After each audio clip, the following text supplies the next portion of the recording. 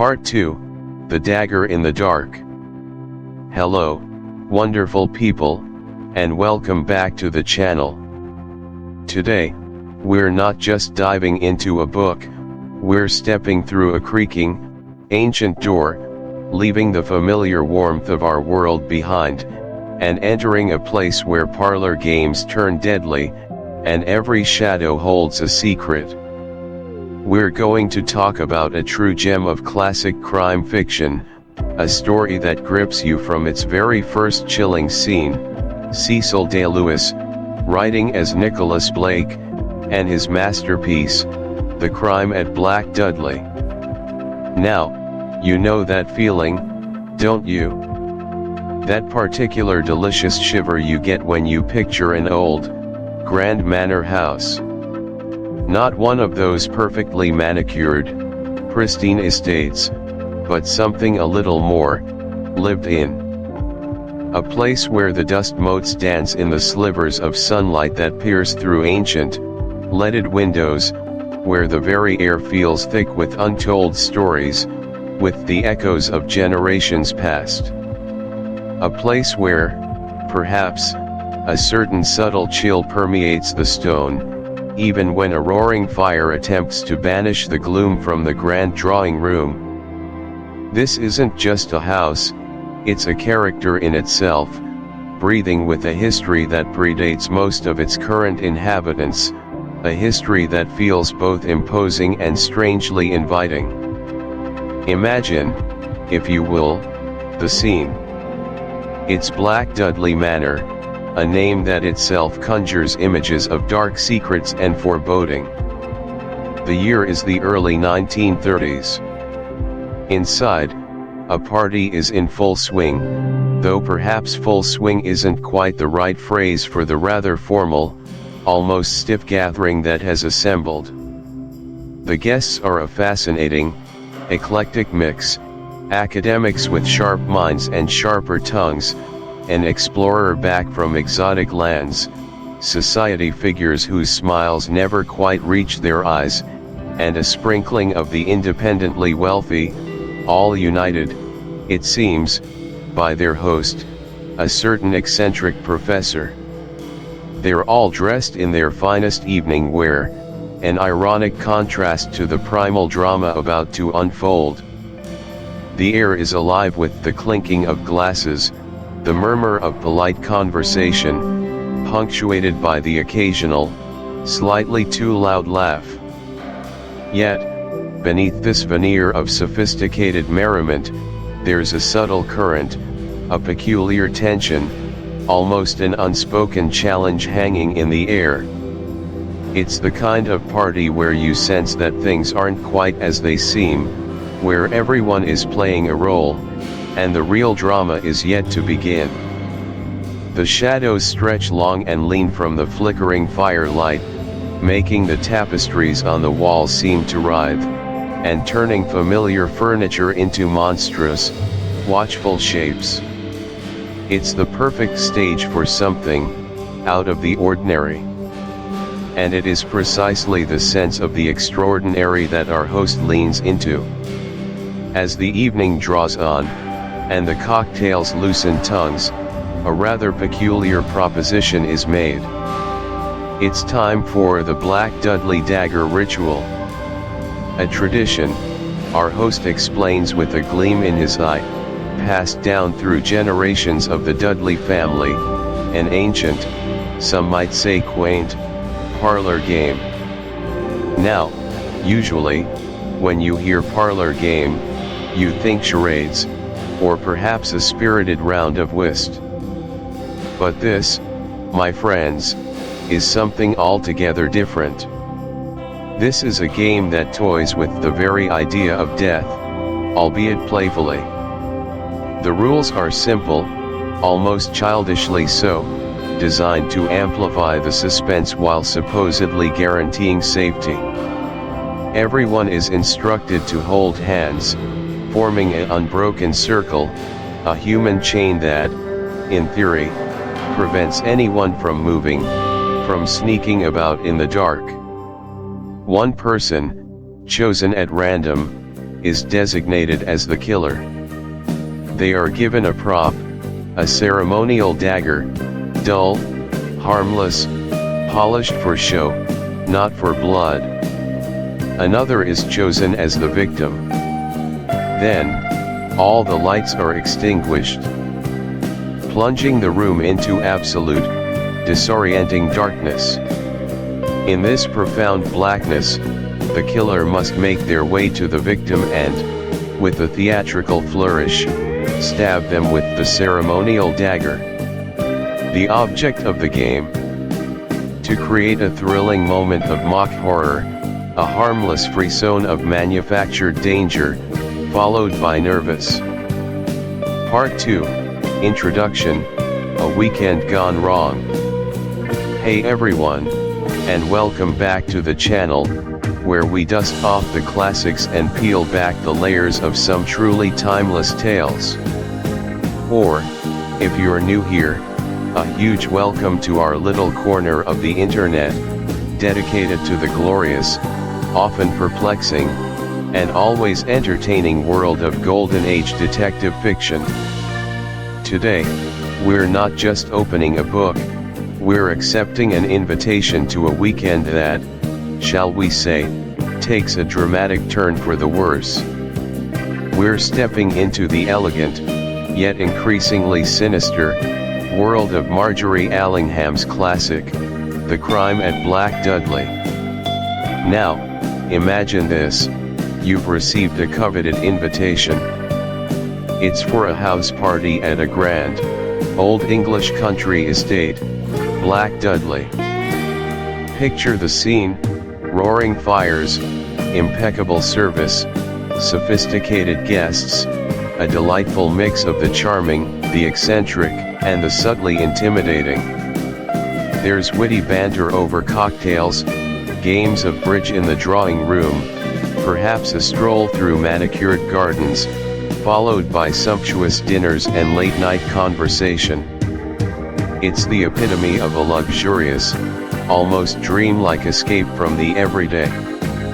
A perfectly curated bubble of Edwardian era gentility, even if it's technically the tail end of the roaring 20s.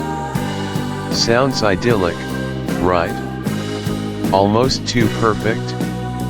Well, if you're anything like me, your Golden Age mystery alarm bells are already clanging like Big Ben on New Year's Eve. Because, as any seasoned reader of this era knows, when everything appears that perfect, something truly, deeply, and irrevocably bad is about to happen. And at Black Dudley, it's not just bad, it's a nightmare. A sophisticated house party rapidly devolves into a terrifying ordeal, complete with murder, ancient curses, secret societies, and a pervasive sense of dread that will cling to you long after the last page. For me, Margery Allingham occupies a truly unique, almost haunting space in the pantheon of Golden Age writers. While Agatha Christie is the undisputed queen of the impossible puzzle, and Dorothy L. Sayers dazzles with her intellectual acrobatics and sparkling dialogue, Allingham, in my humble opinion, dives a little deeper into the human psyche. Her work often carries an almost palpable undercurrent of tension, a darker psychological edge that sets her apart. She explores not just who did it, but why they did it, and the very real human cost of crime. The Crime at Black Dudley, published in 1929, is a fascinating and crucial early work in her bibliography, especially for fans of her iconic detective, Albert Campion. It stands out because it perfectly encapsulates Allingham's burgeoning talent for atmospheric tension and character study. It's a book that, even almost a century later, feels remarkably fresh and unsettling. You get all the classic tropes: the isolated country house, the limited suspects, the escalating stakes, but Allingham injects them with a kind of raw, almost visceral anxiety that you don't always find in her contemporaries. It's less a cozy read and more an immersive, sometimes claustrophobic experience, and I absolutely adore it for that. It's Campion's second outing, and here, you can already feel her stretching the boundaries of the genre, hinting at the darker, more complex narratives she'd tackle later. At the heart of this unfolding nightmare is our accidental protagonist, George Avershaw. George is, to put it mildly, out of his depth. He's a well-meaning, slightly bumbling, and thoroughly relatable everyman who finds himself swept up in a tide of intrigue, danger, and deeply uncomfortable secrets he never asked to be part of. He's our anchor, our perspective, a decent chap caught in a whirlwind of aristocratic depravity and ancient evils. And then, hovering on the periphery, observing with an unnerving, almost detached calm, is the enigmatic figure of Albert Campion. In Black Dudley, Campion is still very much a young man, initially appearing as something of an amiable fool, a bespectacled, rather vacuous-looking individual. But beneath that bland exterior lies a mind like a razor and a sharp. Chapter 1, The Shadow of Black Dudley. Hello, lovely listeners, and welcome back to the channel. Today, we're doing something a little different, a deep dive into one of Agatha Christie's earlier, perhaps less celebrated, but utterly fascinating works, The Crime at Black Dudley. Now, if you're like me, you probably have your go-to Christies, the Poirots, the Marples, the grand railway mysteries that feel like old friends.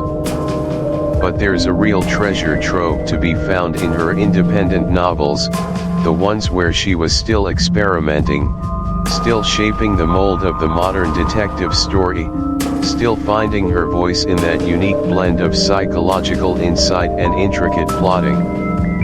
And Black Dudley is a perfect example of that embryonic genius, a story brimming with the foundational elements we've come to adore, but with its own unique, slightly unsettling flavor, a youthful exuberance that belies a darker undercurrent.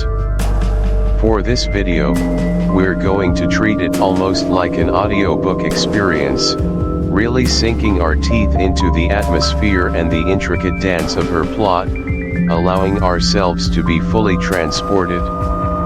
So, settle in, perhaps grab a cup of tea, or something a little stronger, depending on your preferred poison, because we're about to step through the crumbling gates of an old English estate, a place where shadows stretch long, and secrets fester in the damp stone. This first chapter of our journey, if you will, is titled The Shadow of Black Dudley, and our mission here is quite specific, to meticulously establish the setting, to introduce you to the peculiar ensemble of characters converging upon this isolated spot, and to really feel that slow, creeping chill of tension before the inevitable strikes.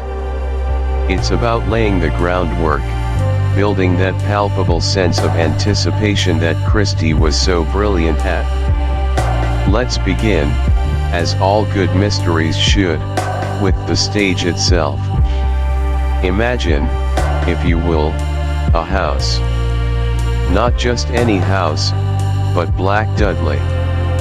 The very name whispers of ancient lineage, perhaps a touch of ill repute, certainly a sense of formidable, almost oppressive history.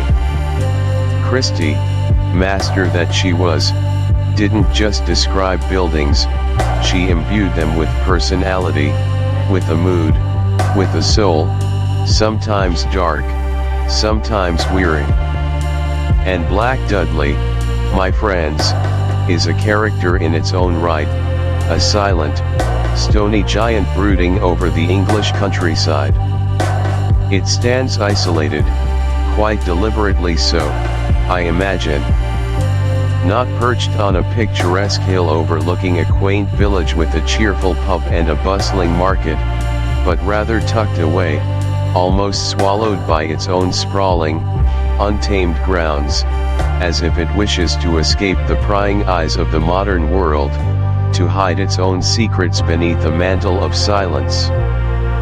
Picture it, a colossal edifice of ancient stone, perhaps granite or dark gray brick, weathered by centuries of wind and rain, its very facade a testament to forgotten eras. There are probably sections that predate the Tudors, later additions in a slightly more Georgian or Victorian style, all stitched together over time, creating a labyrinthine structure that feels less like a comfortable home and more like a fortress, or even a mausoleum for living souls. Think of those towering chimneys, like silent sentinels against a perpetually gray sky, puffing out weak tendrils of smoke, and windows, countless windows, staring out like vacant, unblinking eyes, reflecting only the desolate landscape. You can almost feel the chill seeping from its walls, a pervasive dampness that clings to your clothes, a faint, musty odor of old wood, decaying tapestries, and dust motes dancing in the rare, feeble shafts of light that dare to penetrate its gloom. It's the kind of house where sunlight struggles to reach the inner corridors, where shadows congregate in every corner, even at midday, stretching and twisting into grotesque shapes in the flickering candlelight of evening. Long, echoing hallways, paneled in dark, gleaming wood that seems to absorb all light, lead to rooms filled with heavy, ornate furniture draped in dust sheets, or perhaps just eternally. And then, there's the host, Lord Dudley. And my goodness, what a peculiar host he is. This isn't your jovial country squire welcoming guests with open arms and hearty laughter, delighted to fill his grand old house with cheer. From the moment he appears, there's an undeniable strangeness about him, a palpable sense of unease that emanates from his very being and quickly permeates the entire gathering, dampening any attempts at festive conviviality. Lord Dudley is described as a man frail in health, possibly burdened by age or illness, but his peculiarity goes beyond mere physical frailty. There's a distinct nervousness about him, an almost frantic energy that seems ill-suited to his weakened state, like a bird fluttering desperately in a cage. He's jumpy, distracted, his eyes darting around the room as if constantly searching for something, or perhaps expecting something unwelcome to appear at any moment, a phantom menace. His conversation is often disjointed, his thoughts scattered, sometimes losing his train of thought mid-sentence, or perhaps veering off into a topic that seems entirely unrelated to the current pleasantries, leaving his interlocutors bewildered. One moment, he might be excessively effusive, almost manic in his hospitality, showering his guests with attention and questions. The next he could retreat into a withdrawn, almost sullen silence, lost in some private torment, leaving his guests feeling awkward and uncertain, exchanging uncomfortable glances. This isn't just charming eccentricity, it feels more like a man teetering on the edge of a precipice, carrying a heavy burden, or perhaps even a secret that is slowly consuming him from the inside out. His behavior is inconsistent, unpredictable, creating an atmosphere of chronic discomfort. You can almost hear the guests exchanging worried whispers, trying to decipher the meaning behind his strange antics. Is he merely ill? Is he suffering from some form of mental decline? Or is there something far more sinister at play, something that has pushed him to the brink, manifesting in these peculiar ways? His peculiar demeanor acts as a constant, low hum of foreboding, a discordant note in what should be a harmonious social gathering. It immediately raises questions, planting seeds of suspicion and unease not just among the characters, but in us, the readers. Why would he host a party in such a state? What could possibly compel him to gather these disparate individuals under his roof when he himself seems barely capable of coherent thought? It feels like an act of desperation, doesn't it? This peculiar behavior of the host, coupled with the isolated, gloomy setting and the eclectic, slightly wary collection of guests, builds a truly magnificent underlying tension. This isn't a story where the crime explodes without warning from a serene, perfectly ordinary backdrop. Oh no. In The Crime at Black Dudley, Christie masterfully constructs an environment where the tension is a slow, simmering brew, bubbling just beneath the surface, threatening to boil over at any moment, like a pot left unattended on the stove. You can feel it in the air, a silent hum of anxiety that seems to cling to the heavy curtains and the ancient furniture, permeating every whispered conversation. It's in the unasked questions, the subtle glances exchanged between guests, the forced smiles that don't quite reach the eyes, betraying an inner turmoil. Everyone seems to be walking on eggshells, aware that something significant is afoot, but unsure of its nature or its timing, like actors on a stage whose script has gone missing. There are whispers of secrets, of hidden agendas, of perhaps even a sense of danger lurking just beyond the polished veneer of polite society, a predator stalking unseen in the shadows. It feels like a tightly wound spring, stretched to its limit, waiting for the slightest nudge to unleash its stored energy. This isn't just a house party, it's a prelude, a carefully orchestrated overture to a drama whose true nature is only just beginning to reveal itself. The very era. Chapter 2, The Ritual of the Dagger. Alright, my fellow literary adventurers, welcome back to the channel. If you're just joining us, you might want to hit pause and catch up on Chapter 1, where we began our journey into the grand, slightly decaying, and utterly captivating world of Agatha Christie's The Crime at Black Dudley.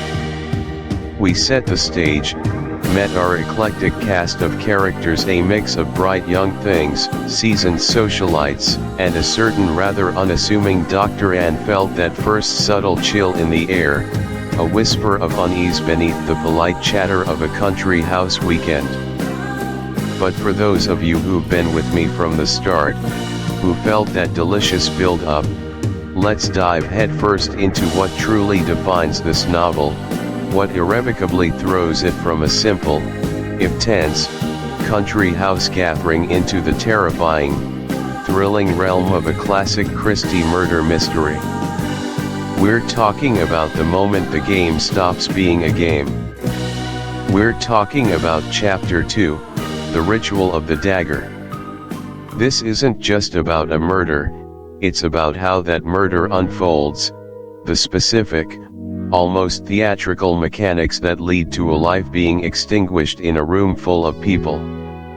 It's a masterclass in tension, misdirection, and the chilling realization that the line between play acting and deadly earnest can be crossed in the blink of an eye, or rather, in the sudden plunge into darkness. The game, the lore, and the dagger itself. So, what exactly is this ritual of the dagger? Well, it's not some ancient, bloodthirsty tradition Black Dudley is famous for. Rather, it's a parlor game, a rather macabre form of amusement popular in certain circles of the upper crust. Christie, ever the shrewd observer of society, captures this perfectly. These are people with too much time, perhaps too much comfort, always seeking a new thrill, a novel way to alleviate boredom. And what better way than to flirt with the morbid, to play at death. The game, often called assassination or murder in the dark, is pretty simple in concept. Lights out, an object is passed, and when the lights come back on, someone is designated the victim. Usually, it's all in good fun, a test of nerves, a laugh shared when the victim feigns death. But Black Dudley, with its old stones, its hidden passages, real or imagined, and its slightly oppressive atmosphere, lends itself to a more serious interpretation, doesn't it? It invites something darker. And the object itself? This isn't just any dagger. Christie makes sure to imbue it with significance. It's a beautiful, ornate thing, a family heirloom that belongs to Lord Dudley himself. Imagine it, a hilt encrusted with jewels, perhaps a ruby, a sapphire, sparkling even in dim light. The blade, probably chased with intricate patterns, sharp and gleaming, yet dulled by time and perhaps the fingerprints of generations. It's a piece of art, certainly, but also a weapon. And that duality is crucial. It's a tangible link to the past, a symbol of heritage and status, now co-opted for a trivial game. This dagger isn't just a prop, it's a character in itself. It's been passed down, touched by countless hands, witnessed untold stories within these walls. Now, in the dark, it takes on a new, more sinister persona. Its cold, hard reality contrasts sharply with the frivolousness of the game. It represents the thin veil between civility and barbarism, between playful pretense and lethal intent. And its very beauty, its exquisite craftsmanship, makes its eventual role even more horrifying. It's too beautiful for mere sport. It screams of purpose, of history, of ritual. The gathering, the anticipation, and the plunge into darkness before the lights go out. Let's visualize the scene. The guests are gathered in the drawing room, a quintessential setting for such an affair. Imagine plush armchairs, perhaps a grand piano in the corner, heavy curtains drawn against the night. They're arranged, probably in a loose circle, or perhaps scattered around a large, central table close enough to pass the dagger, close enough for knees to brush, for hushed whispers to carry. Chapter 3, The Siege begins. Alright, welcome back, fellow bookworms, to our deep dive into the fascinating, and often surprising, early works of Agatha Christie. If you've been following along, you'll know we left our esteemed guests at Black Dudley Priory in quite a predicament. The lights had gone out, a strange, almost theatrical death had occurred, and a priceless ruby necklace had vanished into thin air. A classic setup, right? You're probably thinking, ah, yes, the quintessential country house murder mystery. Now we wait for Poirot or Miss Marple to sweep in and deduce the culprit from a selection of bewildered aristocrats, each with their own secret and motive. And honestly, who could blame you? Christie, even then, was a master of setting expectations, meticulously laying out the pieces of a puzzle designed to challenge your logical deductions. But this, my friends, is precisely where the crime at Black Dudley, a book that often gets overlooked in her vast bibliography, takes a truly audacious and, frankly, exhilarating turn. It's a testament to her early willingness to experiment, to push the boundaries of what a mystery novel could be. Because in this chapter, Chapter 3, aptly titled The Siege Begins, we witness not just a plot development, but a complete genre metamorphosis. We're not just solving a murder anymore, we're staring down the barrel of a full-blown, claustrophobic hostage thriller. The genteel drawing rooms of English aristocracy are about to become a battleground, and the rules of the game are about to change irrevocably. The servant's true colors. You see, up until this point, the servants at Black Dudley have largely been in the background, as servants often are in these kinds of stories. They're part of the furniture, part of the atmosphere. Quiet, efficient, perhaps a little stiff, but nothing overtly suspicious. They carry trays, they announce meals, they clean up after the chaos. Perfectly normal, right? Well, herein lies Christie's early genius for subversion. She lulls you into the sense of normalcy, making you focus intently on the obvious, the guests, the dead body, the missing jewel. Your mind, conditioned by countless mysteries, is trained to look for clues among the established social hierarchy, to seek out the secrets hidden beneath the polite smiles of the gentry. But if you, like me, allow yourself to step back and reflect on their earlier appearances, or even just pay closer attention during a reread, little details begin to nag at you. A certain coldness in their eyes, an unusual lack of deferential behavior that might have seemed like quiet professionalism, but now, in hindsight, feels deeply unsettling. An almost military precision in their movements, a synchronized efficiency that goes beyond mere good training. These weren't the bumbling, gossiping, or even subtly subversive servants you might find in other mysteries. No, these individuals operate with a chilling, almost robotic efficiency, a singular focus that betrays their true purpose. And it's precisely this quiet, disciplined behavior that, in the chaotic aftermath of the murder, suddenly morphs from merely unusual to downright terrifying. Imagine the scene: the guests, still reeling from the shock of Commander Davenham's death, are trying desperately to make sense of things. They're probably barking orders, demanding explanations, calling for assistance. But the servants don't respond as expected. They don't cower, they don't offer apologies, they don't fetch anything. Instead, they move with an unnerving purpose. They stand at strategic points, their gazes fixed, their expressions utterly unreadable, betraying no emotion, no hint of a personality. A butler who won't take an order and instead blocks a doorway. A maid who won't fetch a blanket for a shivering guest, but instead stands sentry by a window.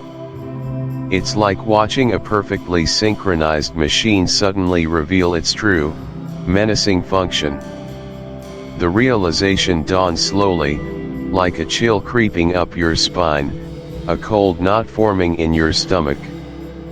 These aren't just servants. The guests become prisoners.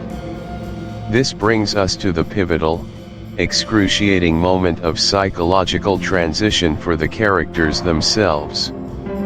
The initial shock of the murder, the unsettling confusion over the servants, the dawning horror of the cut phone lines and disabled cars, all these disparate, terrifying pieces click together with an audible, sickening thud to form one terrifying, undeniable truth: they are prisoners.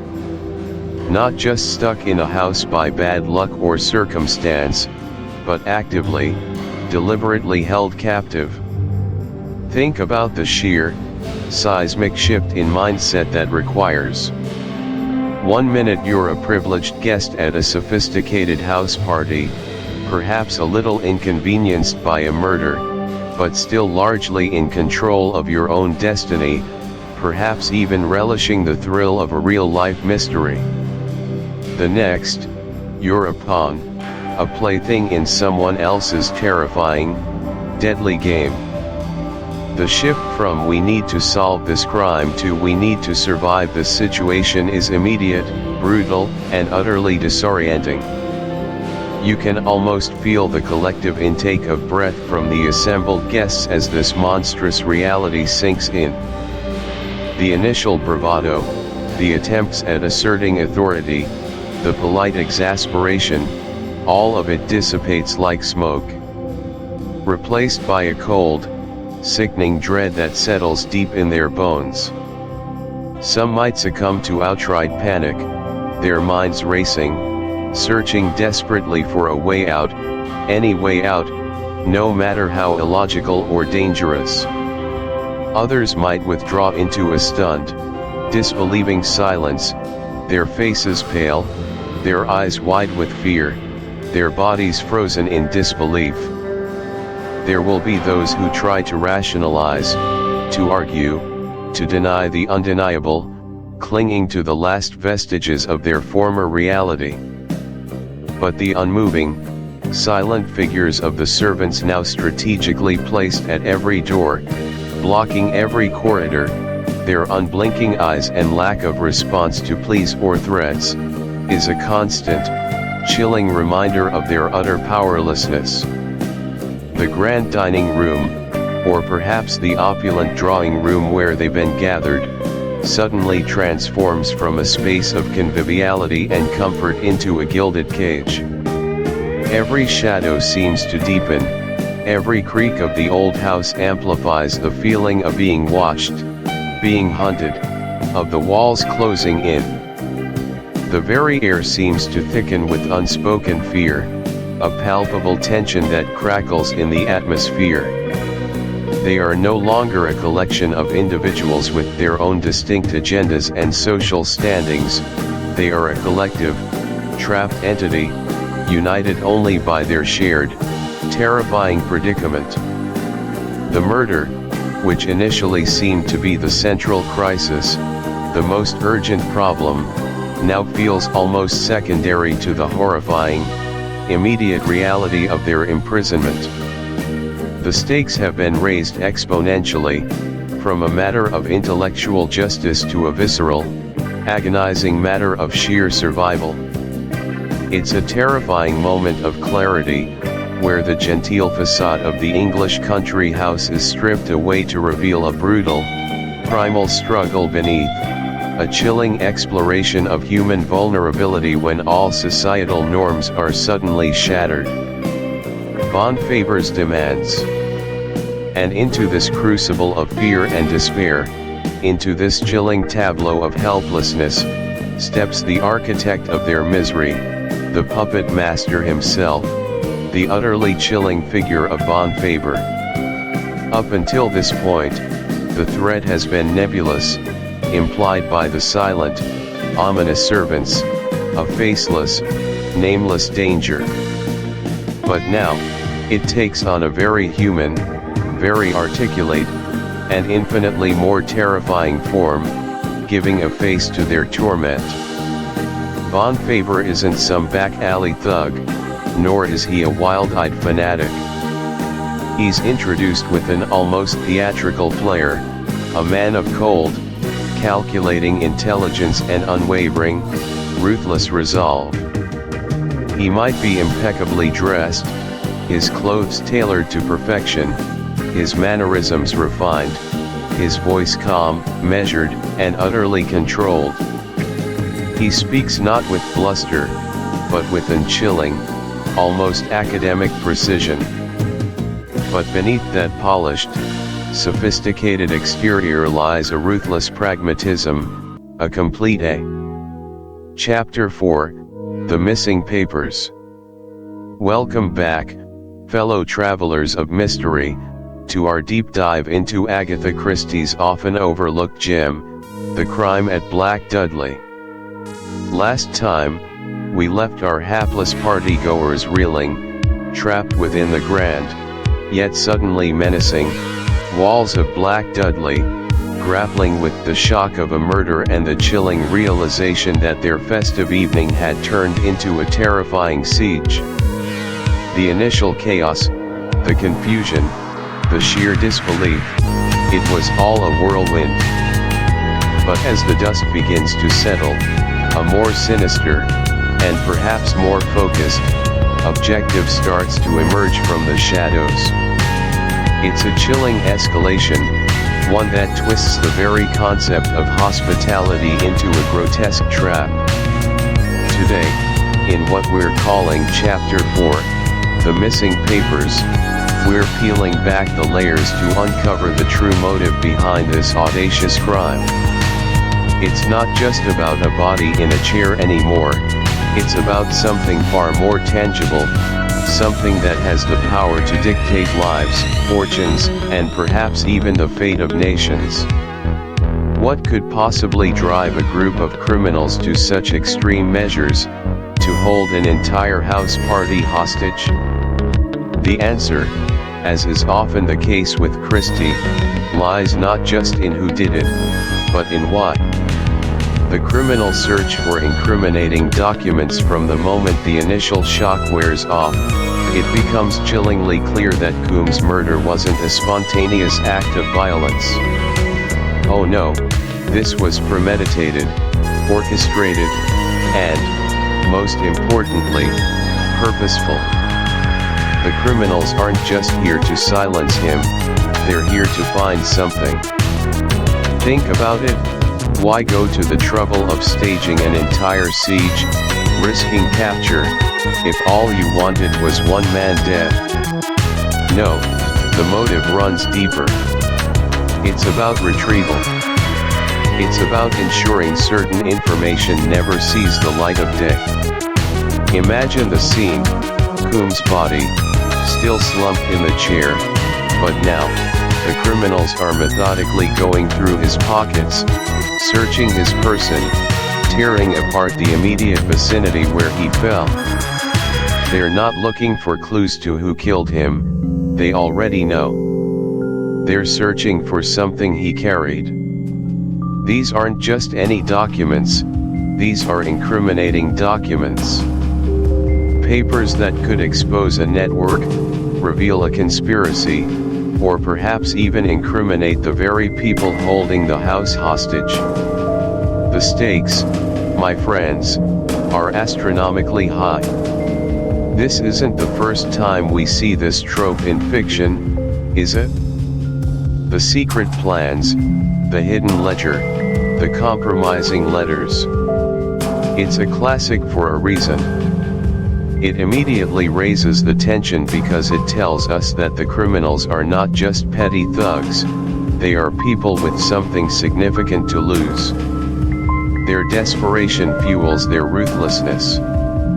They're not just looking for a simple piece of paper, they're looking for their freedom, their future, their very survival. Coombe, it seems, was merely the courier, or perhaps the keeper of these dangerous secrets. His death, while tragic, is secondary to the recovery of these papers. The cold, hard logic of the criminal mind, prioritizing the objective above all else, is laid bare for us. It's a terrifying thought, to be an accidental witness or, worse, an accidental possessor of something so vital.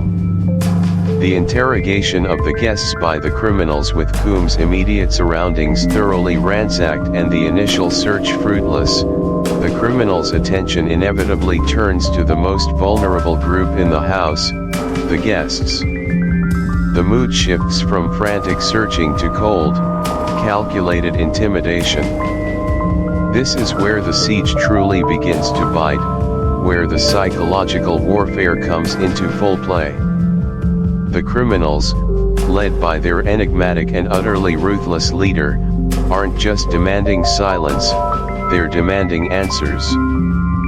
Picture the scene. The once lively drawing room, now transformed into an interrogation chamber. The criminals move among the terrified guests, their faces masked or hardened, their voices low but commanding, each word laced with menace. There's no longer any pretense of politeness, no subtle suggestions. This is direct, confrontational, and utter. Some might try to maintain a brave front, clinging to their dignity, perhaps even attempting to reason with their captors, foolishly believing that logic can prevail over desperation. Others might crumble, succumbing to panic and hysteria, their fear infectious.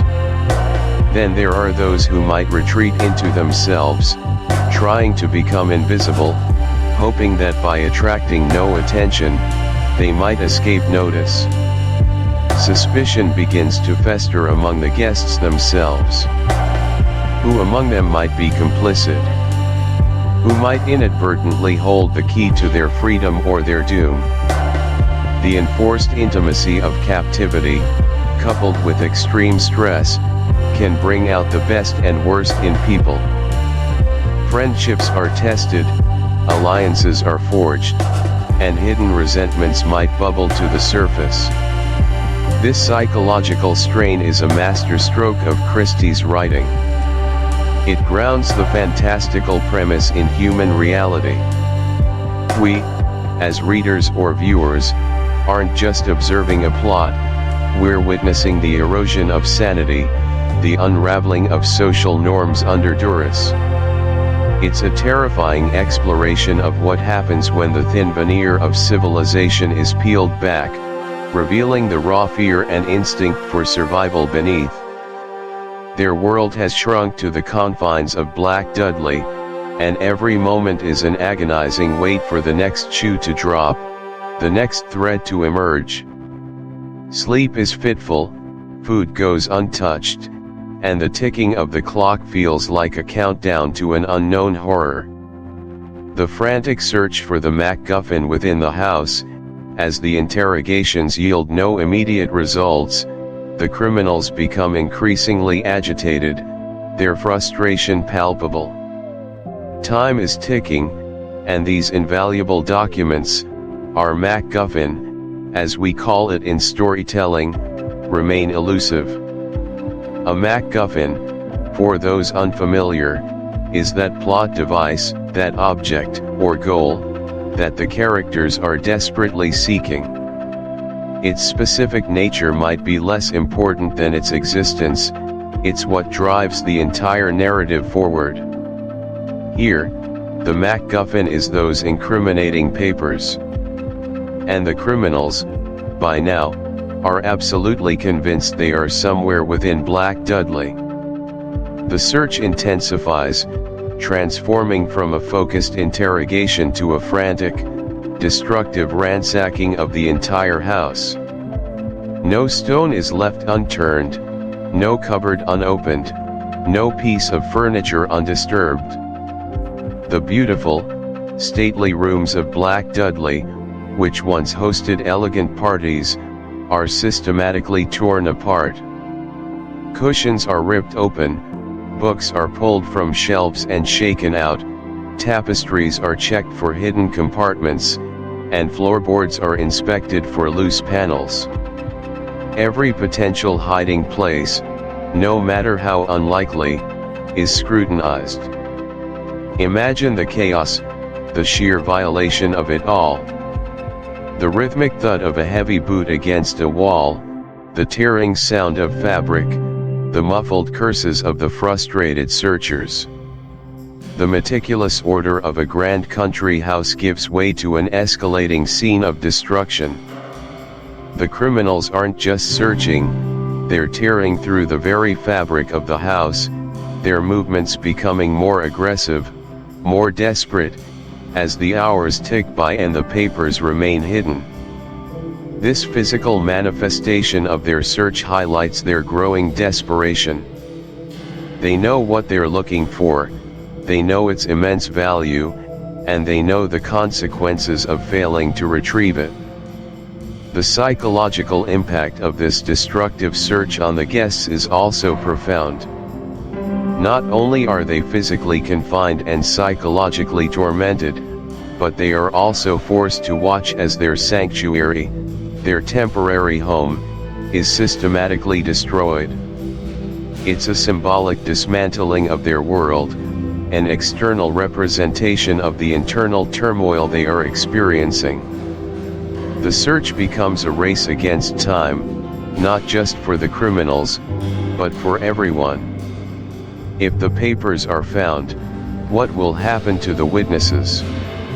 If they aren't, how much further will the criminals go?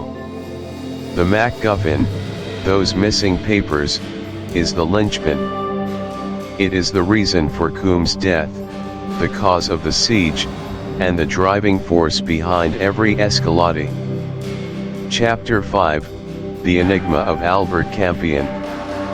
Welcome back, fellow travelers on the literary highway. If you've been with me since the very beginning of our journey into Margery Allingham's The Crime at Black Dudley, you know we've already navigated shadowy corridors, dodged sinister plots, and felt the chilling grip of a truly desperate situation. Our protagonist, George Avershaw, along with the other unfortunate guests, finds himself utterly at the mercy of a criminal gang within the ancient, foreboding walls of Black Dudley. The stakes are impossibly high, the tension palpable, and the air thick with a sense of impending doom. We've seen the glamour and the grimness, the superficial charm and the underlying menace. But now, as the night deepens and hope seems to wane for our captured ensemble, a new light, albeit a very peculiar one, begins to flicker. Here, in what I've titled Chapter 5, The Enigma of Albert Campion, we pivot. Because within this crucible of chaos and fear, a figure steps, or rather, stumbles into the flickering torchlight of our attention. A figure who, upon first glance, seems utterly out of place, perhaps even a bit of a liability. We're talking, of course, about Albert Campion. And trust me, if you're coming to this story for the first time, or even if you're rediscovering it, you're about to meet one of the most delightfully deceptive characters in all of crime fiction. This isn't just a character introduction, it's a masterclass in misdirection, a grand unveiling, and the true start of a legendary detective's career. Allingham, bless her brilliant mind, doesn't just hand us a hero on a silver platter. Oh no. She presents us with a puzzle wrapped in an enigma, cloaked in an absurdly unfashionable scarf and a pair of perpetually bewildered eyes. It's a move that, even now, decades later, feels remarkably fresh and subversive. The foolish facade vs. the razor-sharp mind. When Albert Campion first graces the pages of The Crime at Black Dudley, he isn't exactly radiating an aura of Sherlockian brilliance or Poirot-esque precision. Quite the opposite, in fact. He's introduced as this gangly, slightly awkward young man, often described with an air of pleasant imbecility. He's got this wide-eyed, earnest expression, a sort of perpetually bewildered look that makes you want to pat him on the head and gently lead him away from anything remotely complicated. He fidgets, he stammers, he makes seemingly innocuous, sometimes downright silly, observations. If you were casting this in your head, you might picture someone perpetually on the verge of tripping over his own feet, or perhaps someone who always asks the most obvious question 5 minutes after everyone else has figured out the answer, then offers a sheepish, apologetic smile. As readers, we're initially lulled into a similar sense of dismissal. Oh, this poor chap, we might think. He's surely going to be more trouble than he's worth. And this, my friends, is Allingham's genius at play. This fatuous goodwill, as she so perfectly puts it, isn't accidental. It's a meticulously crafted mask, a brilliant camouflage designed to make him utterly, completely underestimated. Think about it, in a room full of frightened hostages and menacing captors, who poses less of a threat than the seemingly harmless fool? Nobody.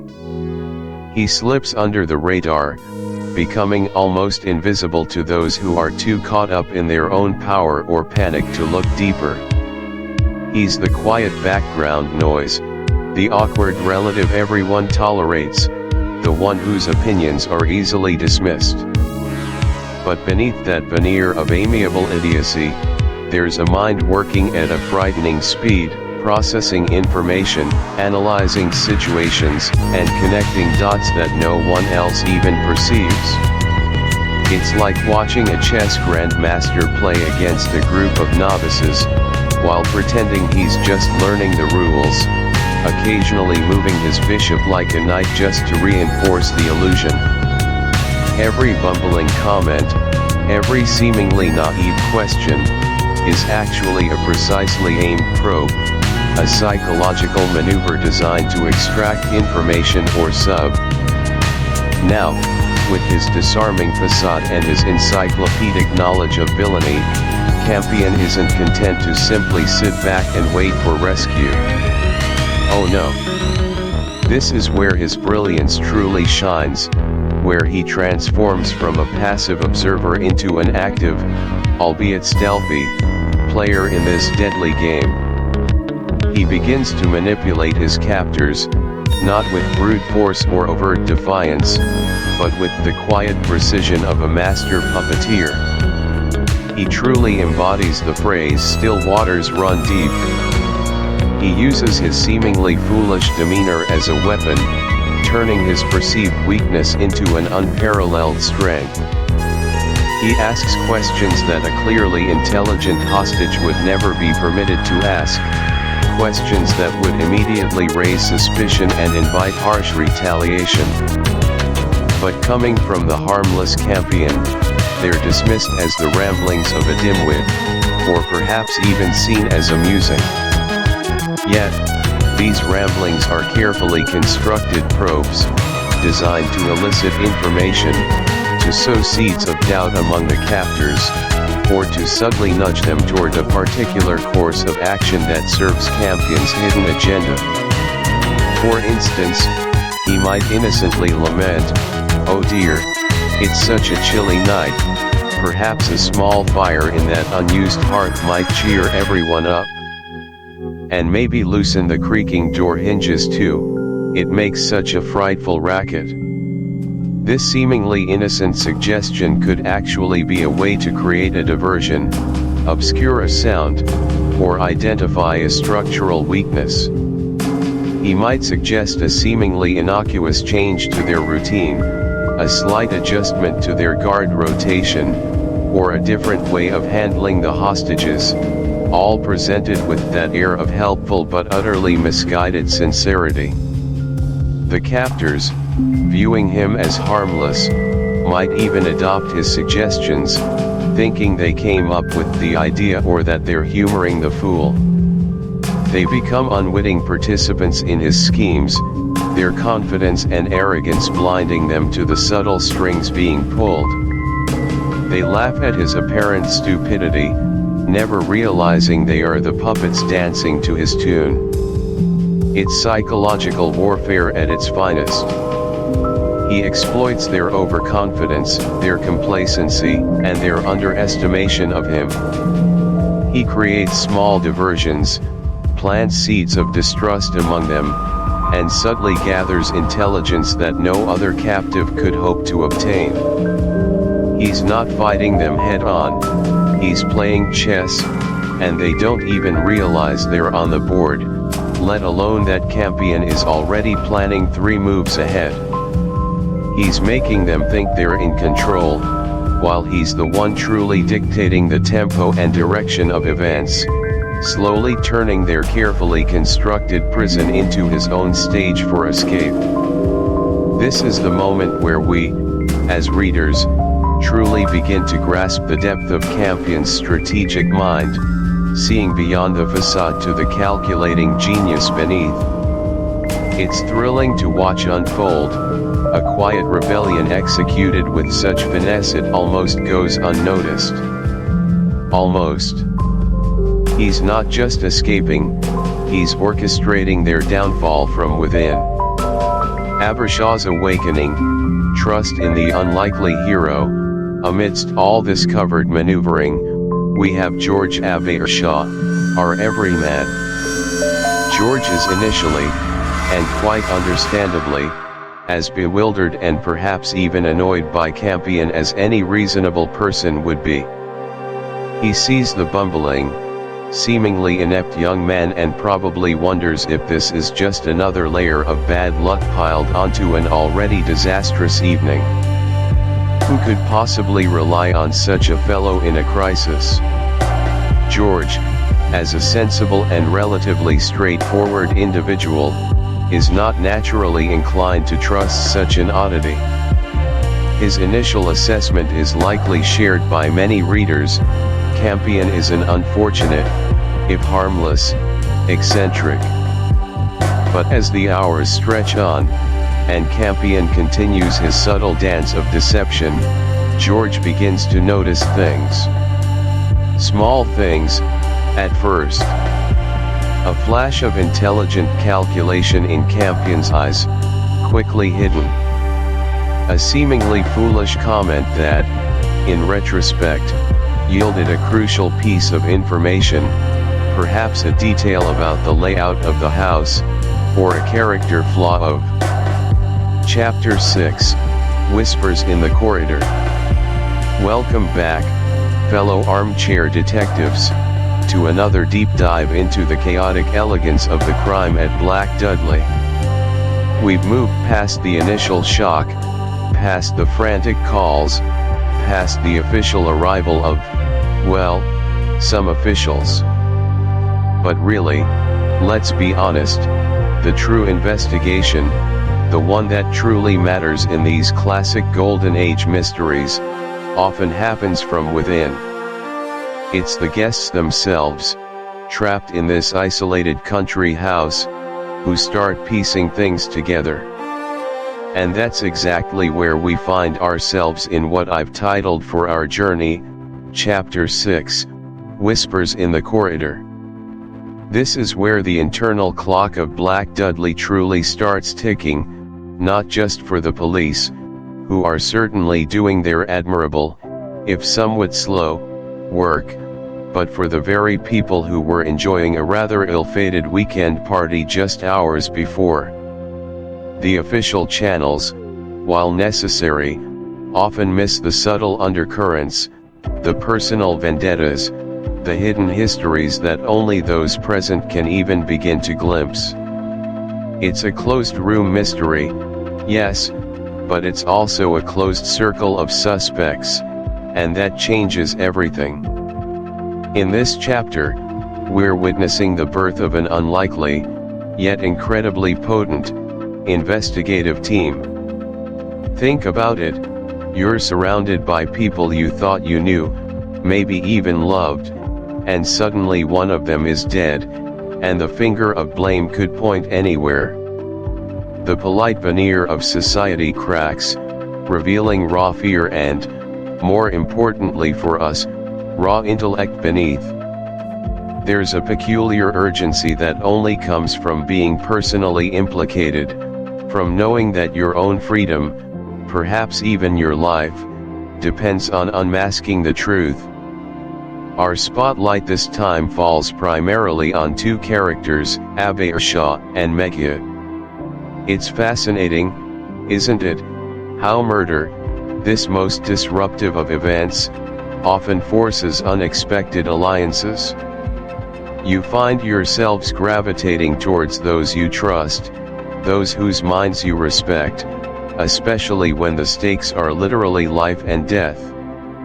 Abershaw, with his dry wit and formidable intellect, the kind of mind that sees patterns where others see only chaos.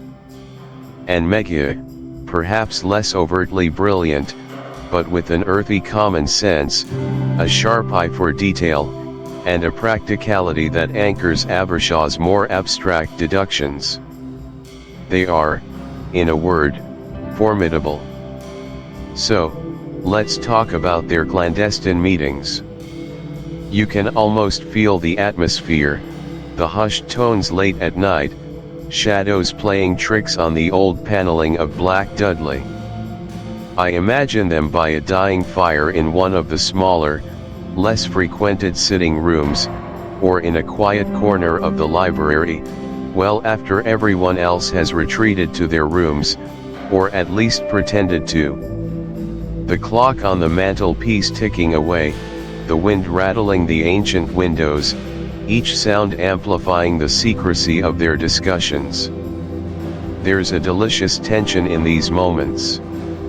They're sharing observations, cross-referencing timings gleaned from casual conversation, noting inconsistencies the broader, more formal police investigation might initially overlook. Perhaps it's a servant's offhand remark, or a guest's peculiar alibi that doesn't quite add up. It's not just a friendship, it's a shared urgency, a need to untangle the truth before it consumes them all. And honestly, it's one of my favorite tropes, the amateur sleuths, fueled by curiosity and often personal stakes, outmaneuvering the professionals with sheer proximity and sharper, less bureaucratic observation. Now, let's dig into the meat of what they're piecing together. This is where the story gets deliciously complicated, because we're dealing with two crimes, or rather, one audacious act layered upon another. There's the initial agenda of the gang, remember the stolen jewels.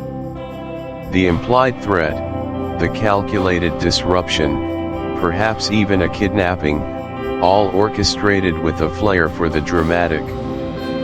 But then, boom, the brutal, uncompromising murder of Sir Miles.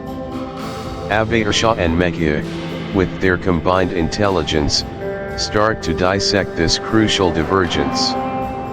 The way Sir Miles was killed, they'd consider the windows, which ones were open, which were locked. Were there footprints in the damp earth outside, perhaps under a specific bedroom window?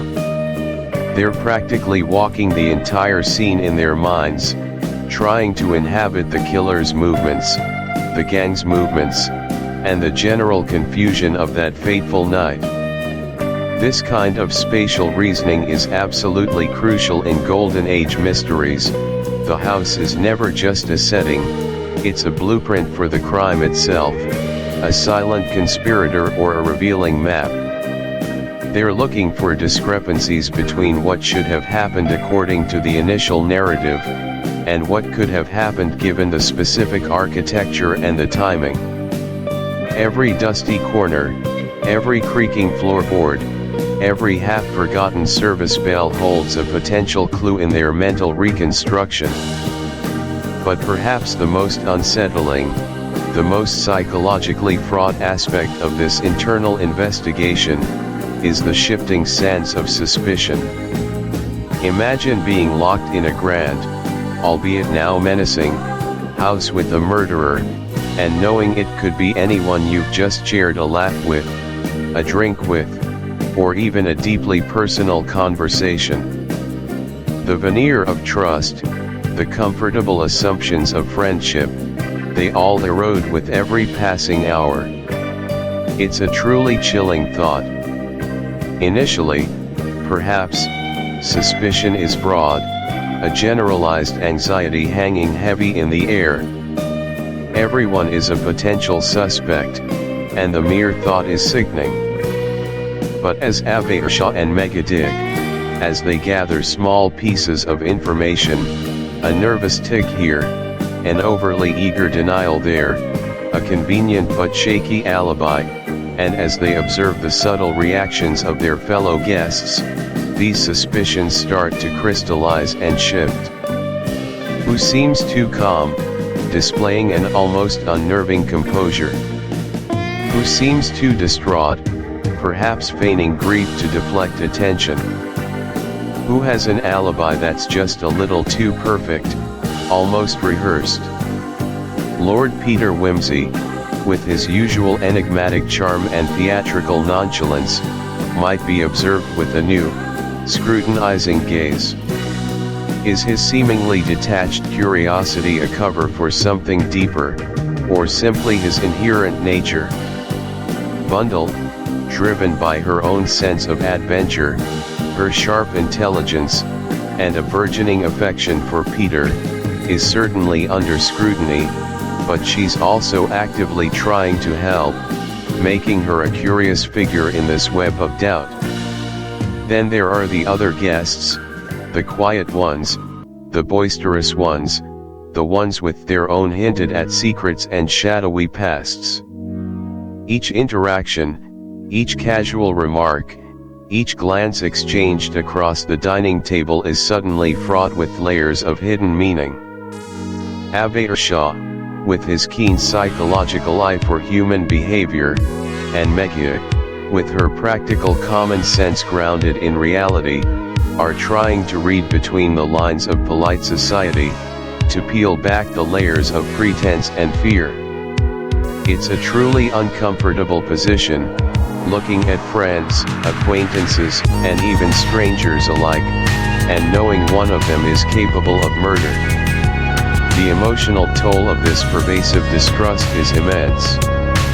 I always wonder what that feels like, that gnawing uncertainty, that constant re-evaluation of every glance, every word spoken, every gesture interpreted.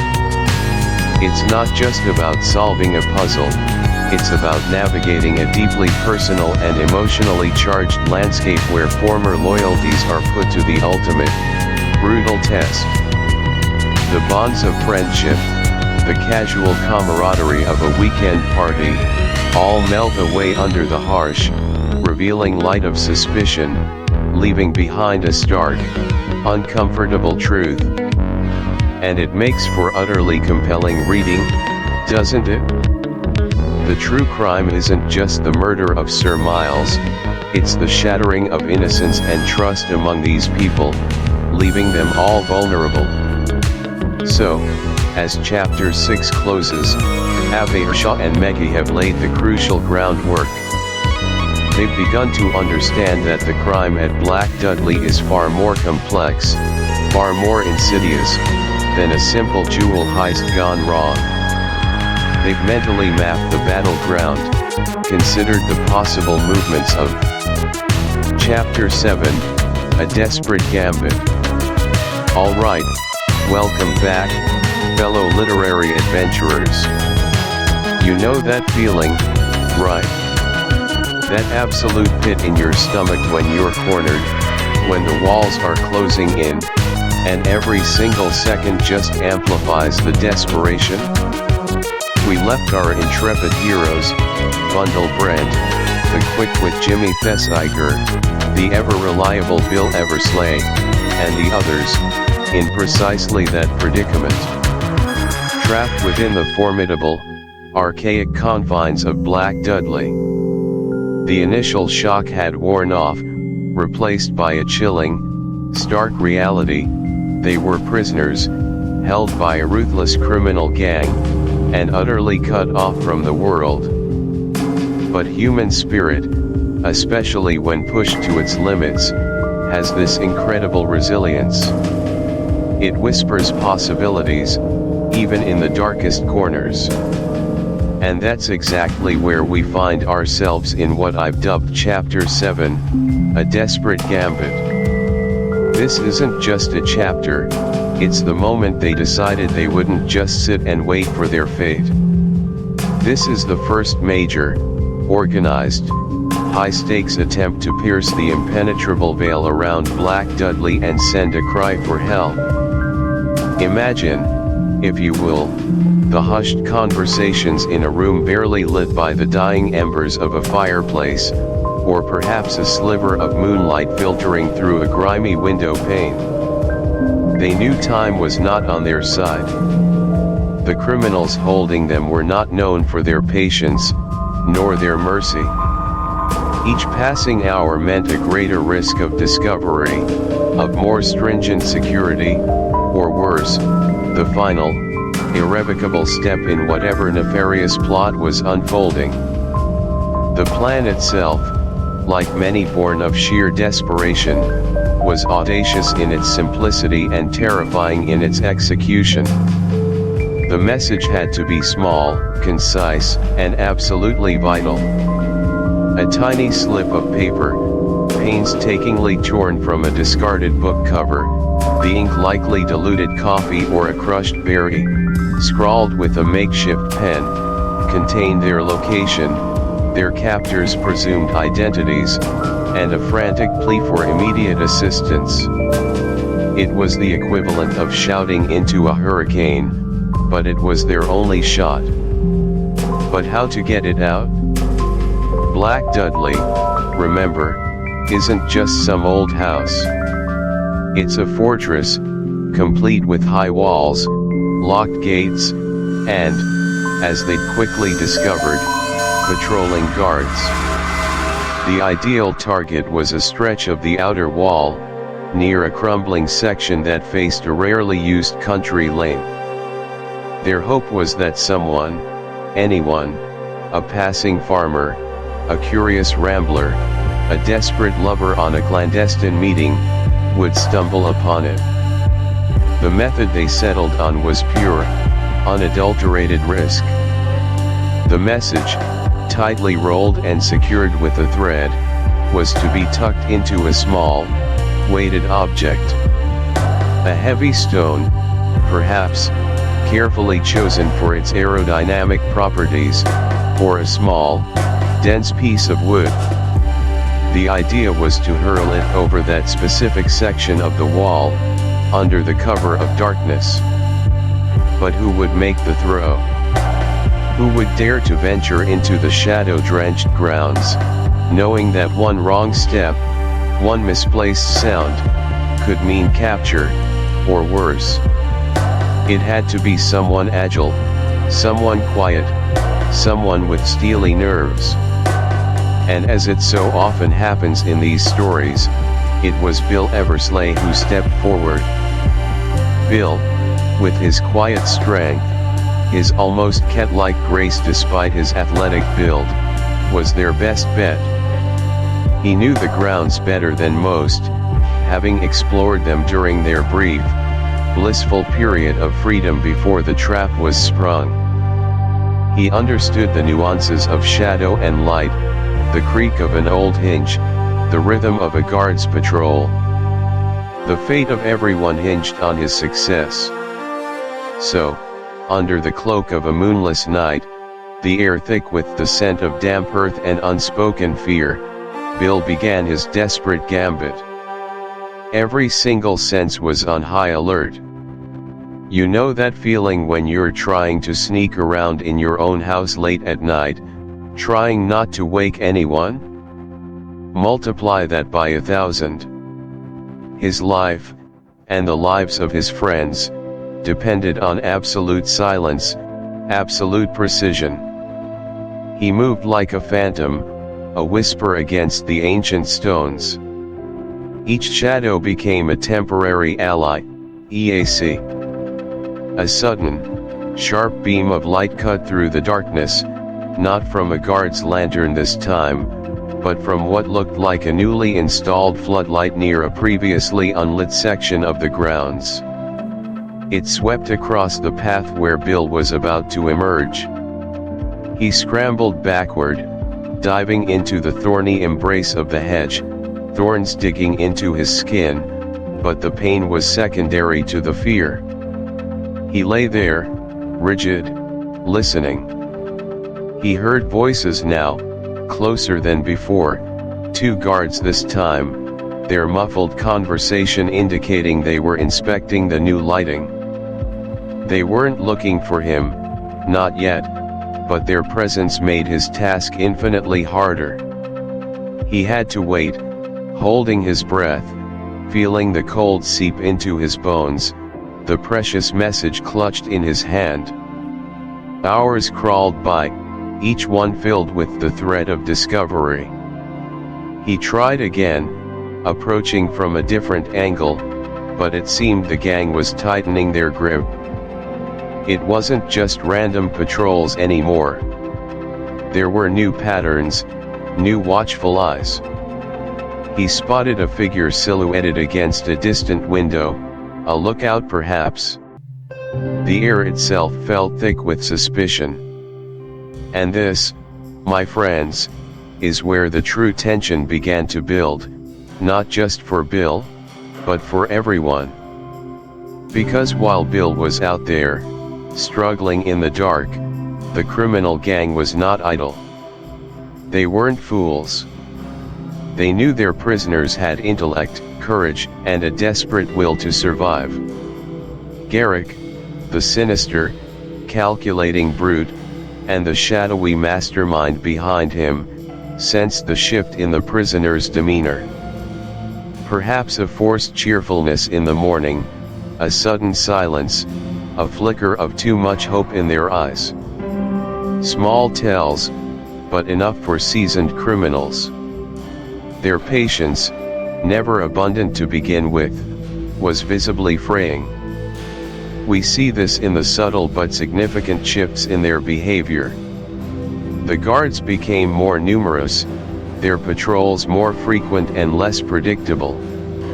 Doors that had once been merely locked were now bolted, extra padlocks gleaming ominously. The occasional gruff word from a guard turned into outright threats, delivered with a chilling certainty that left no room for doubt. Thinking of going somewhere, are we? Garrick might sneer, his eyes narrowing, fixing on a nervous Jimmy Thesiger. Wouldn't advise it. This place has eyes and ears everywhere. And we don't like surprises. The atmosphere inside Black Dudley, already oppressive, became suffocating. The prisoners could feel the walls closing in, not just physically, but psychologically.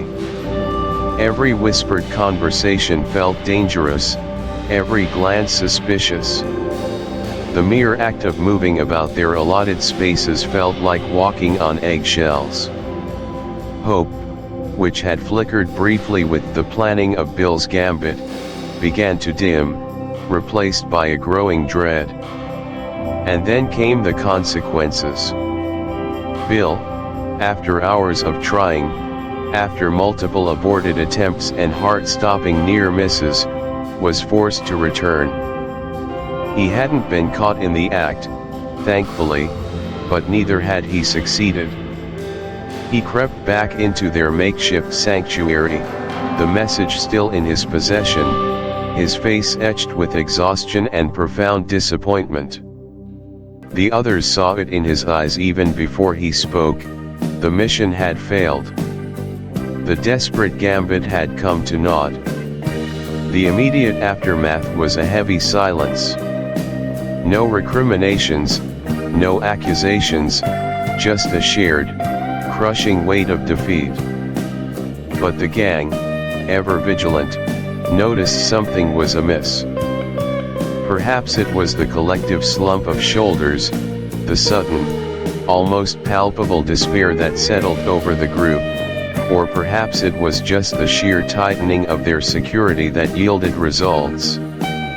The morning after Bill's failed attempt, the consequences began to manifest. Their already meager food rations were cut even further, a cruel punishment that sapped their physical strength along with their morale. The limited freedom of movement they'd enjoyed, a small courtyard, a brief walk in a supervised garden, was rescinded. They were confined to even smaller spaces, essentially locked down. Then came the chilling, formal WA. Chapter 8, The Doctor's Secret. Alright, settle in, everyone. Grab your preferred beverage, maybe a cozy blanket, because we're about to peel back another layer of the incredibly dense, incredibly intriguing onion that is Agatha Christie's The Crime at Black Dudley.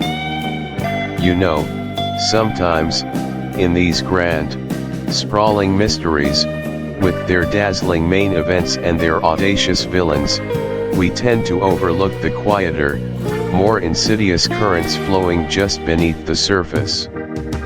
And that's exactly what we're going to do today, as we dive headfirst into what I've dubbed, Chapter 8, The Doctor's Secret. Now, up until this point, we've been grappling with the sheer audacity of the crime itself, the labyrinthine layout of Black Dudley, and the frankly bewildering cast of characters, each with their own peculiar quirks and secrets. But today, our spotlight, or perhaps, our surgical lamp, falls squarely on the medical staff, particularly the seemingly unassuming, yet undeniably central figure of Dr. Whitefield. Because, as is so often the case in Christie's universe, the people we think we can trust, the ones whose professions demand objectivity and truth, often turn out to be hiding the most compelling, the most dangerous secrets of all. From the moment the gruesome discovery was made, and Colonel Coombe lay lifeless, it was Dr. Whitefield who was called upon to provide clarity, to offer the definitive medical pronouncements that should have guided the initial investigation. But, if you, like me, were paying close attention, a little alarm bell probably started ringing in your head. Because, for a man whose profession demanded absolute precision and neutrality, there was always something a little off about Dr. Whitefield, wasn't there? Investigating the suspicious behavior of Dr. Whitefield. Let's rewind for a moment. Think about his initial examination of the Colonel. The way he moved, the way he spoke. It was almost too clinical, too detached. You know, when you're dealing with a sudden, violent death in an intimate setting, even the most seasoned medical professional might betray a flicker of shock, a moment of human reaction. But Whitefield, he seemed to glide through the scene, his pronouncements delivered with a confident, almost rehearsed finality that felt, to my ears at least, suspiciously convenient. He was quick to establish the cause of death, quick to confirm the weapon, almost as if he were trying to tie up loose ends before anyone had a chance to properly examine them. And then there were the subtle evasions. Have you ever noticed how some people, when asked a direct question, give an answer that is technically correct but entirely misses the spirit of the inquiry? That felt like Dr. Whitefield's modus operandi. He'd offer medical jargon, sometimes a little too readily, that served to obscure rather than illuminate. His eyes, though often fixed on the task at hand, would occasionally dart, almost imperceptibly, towards other guests, as if gauging their reactions, not to the victim, but to his words, his authority. It was like watching a seasoned actor, whose every movement is deliberate, every line delivered with a specific impact in mind. He wasn't just reporting facts, he was, consciously or unconsciously, shaping the narrative. And that, my friends, is a huge red flag in any murder mystery.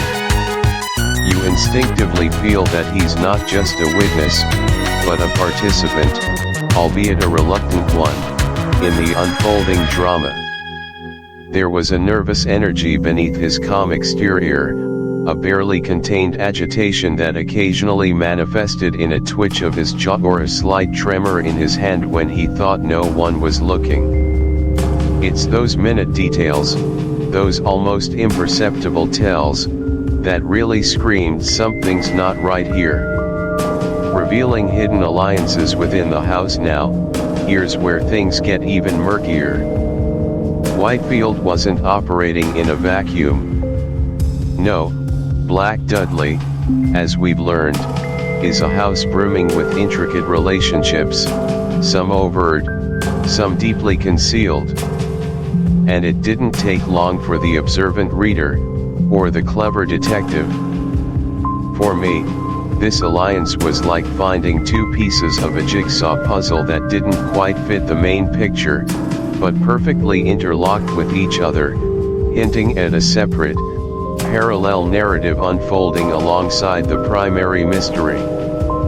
It suggested that the medical facts weren't just being interpreted, they were being managed. Discussing the medical evidence regarding the murder weapon. Let's turn our attention to the cold, hard facts, or what should have been the cold, hard facts, surrounding the murder weapon and its implications. Colonel Coombe, as we painfully remember, was killed by a javelin, an incredibly unusual weapon for a modern murder, isn't it? A primitive instrument of sport turned into an instrument of brutal finality. Dr. Whitefield's initial assessment, while technically correct in identifying the cause of death as a deep puncture wound consistent with the javelin, felt almost too neat. He described the wound, its depth, its angle, with a dispassionate precision that felt almost practiced. But here's the kicker, what didn't he say? Did he fully explore the possibility of a struggle? Were there any defensive wounds, however minor, that he might have overlooked or downplayed? What about the blood spatter patterns, if any, and how they related to the position of the body and the assumed point of impact? The medical evidence, in the hands of a truly objective professional, should have been a blueprint of the crime. But with Whitefield, it felt like a selective blueprint, highlighting certain aspects while conveniently blurring others. The javelin, by its very nature, suggests a certain type of attack, swift, powerful, perhaps from a distance. But a doctor's examination should delve into all the nuances, the exact organ damage, the estimated time of death, and how firm that estimate truly was, and any anomalies that might suggest a different scenario than the most obvious one. Whitefield's report, while seemingly comprehensive, felt like it was closing doors rather than opening them. It left me with a lingering sense that there were details, crucial details, that were either deliberately omitted or subtly misrepresented, designed to guide the investigation down a particular, less revealing path. He provided just enough information to satisfy the immediate questions, but not enough to truly unravel the complexities of the wound and its implications for the manner of death. It almost felt like he was performing damage control, rather than a thorough, impartial examination. Connecting the doctor's past to Colonel Coombe, and this, my friends, is where the disparate threads begin to weave together into a much more sinister tapestry. Because the past, as they say, has a funny way of catching up with us. And in Dr. Whitefield's case, his past wasn't just catching up, it was breathing down his neck in the very form of the deceased, Colonel Coombe.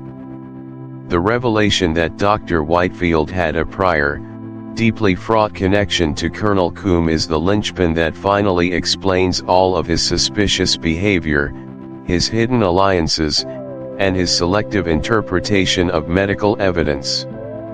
It wasn't just a professional acquaintance, it was a scar tissue of shared history, festering beneath the polished surface of their current lives.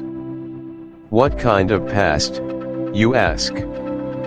Well, this is where the genius of Christie truly shines.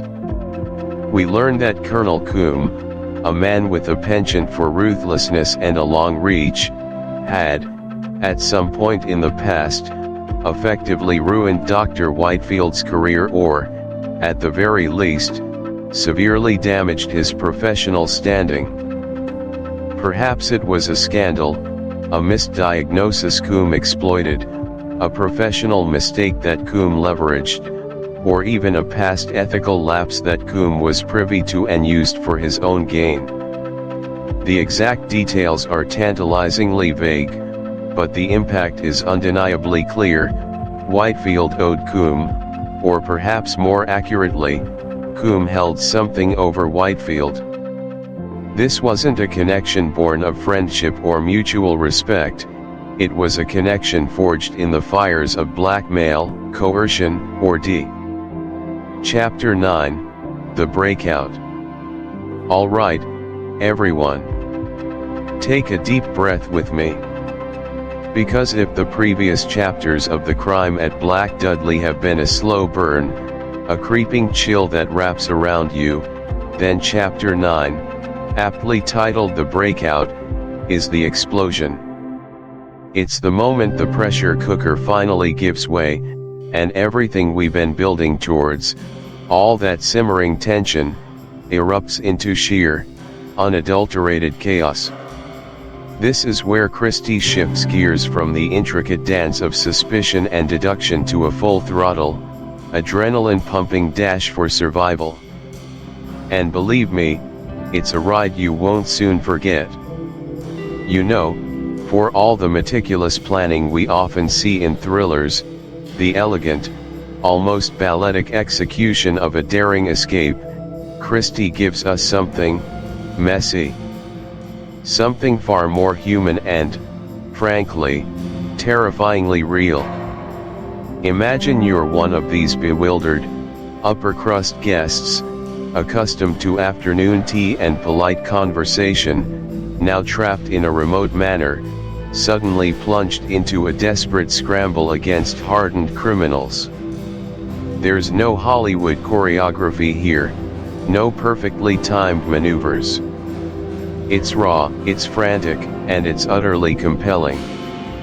It really makes you question what you'd do in such a situation, doesn't it? 1. Detail the chaotic execution of the escape plan. So, the plan. Or, what passed for a plan, really?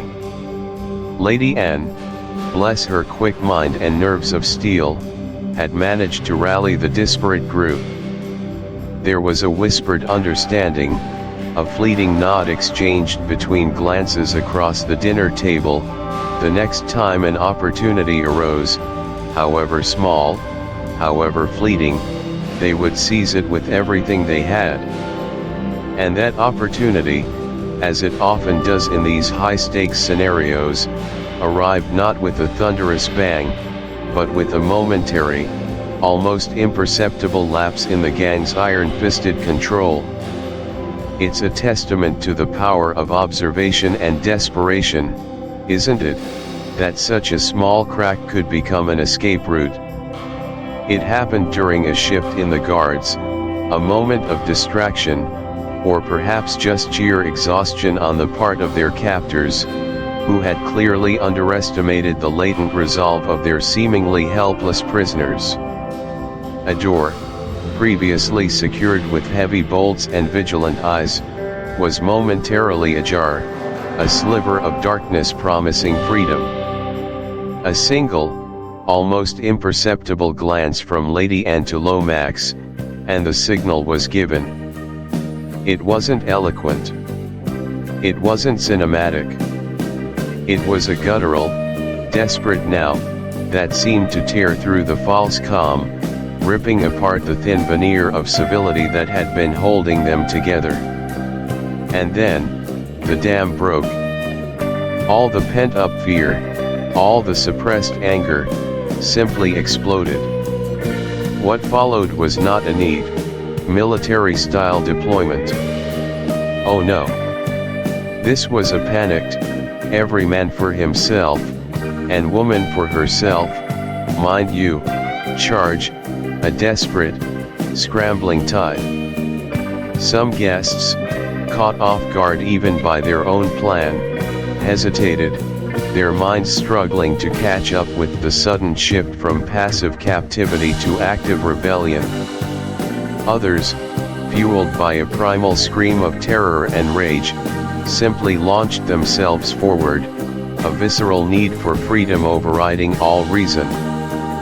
The element of surprise, which was their only real advantage, lasted perhaps 10, maybe 15 precious seconds.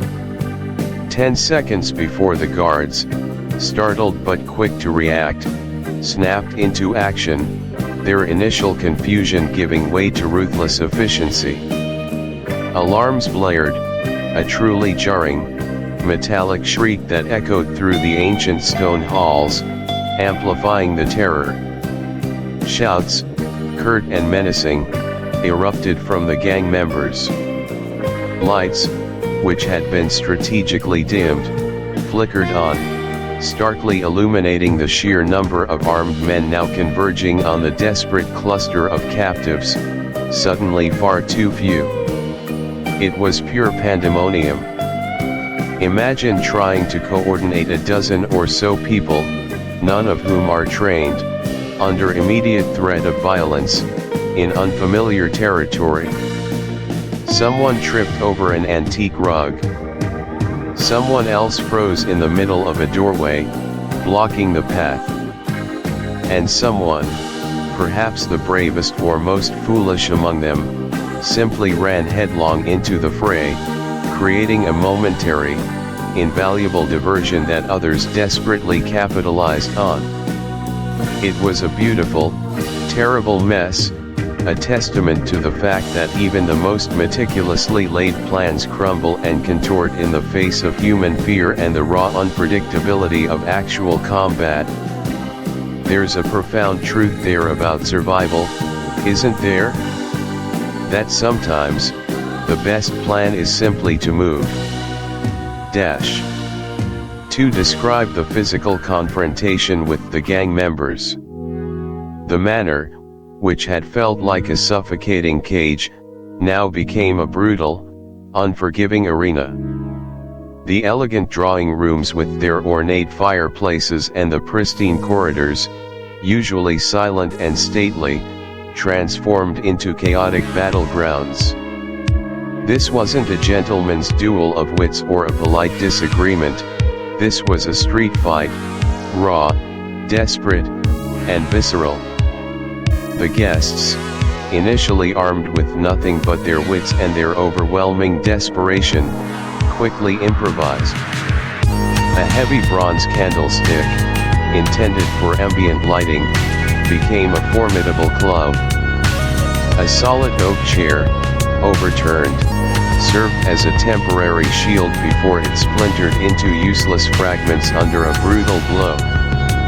Books, those silent companions of intellectual pursuit, were hurled with surprising force. Anything that could be swung, thrown, or jabbed was pressed into service, a desperate extension of their will to survive. The gang members, though clearly better equipped, more numerous, and certainly more organized, were momentarily taken aback by the sheer ferocity of the guests' defiance. They were expecting submission, a quiet acquiescence, not a desperate, clawing counterattack from people they considered mere prey. Punches flew, landing with sickening thuds that reverberated through the tense air. Shoves sent people sprawling across polished floors, scraping knees and elbows. The air was thick with the guttural grunts of exertion, the sharp gasps of pain, and the occasional desperate cry. It was a terrifying symphony of chaos and survival. One moment, you're trying to dodge a blow, feeling the wind of it against your cheek, the next you're pushing past someone, your heart pounding like a drum against your ribs, urging you forward, just keep moving. Christie doesn't shy away from the brutality here, which I find fascinating for her era. She shows us that even her sophisticated, often aloof characters, when pushed to the absolute limit, can tap into a primal, almost animalistic instinct for survival. It's not pretty. It's not heroic in the classical sense, not adorned with glory. It's simply necessary. And as a reader, or an audience listening to this, you're right there with them, feeling every jarring impact, every desperate lunge, every breath of fear. It's a testament to her incredible skill that she can transport you so completely into such a different kind of scene, shaking off the drawing room veneer and plunging us into the raw fight. 3. Highlight individual acts of bravery by the guests. And within this maelstrom, within this terrifying crush of bodies and blows, sparks of individual, almost accidental bravery ignited. These weren't the grand, sweeping gestures of a knight in shining armor, or a perfectly executed stunt from a blockbuster movie. They were small, split-second decisions born of sheer terror and a desperate will to protect oneself or, more importantly, another.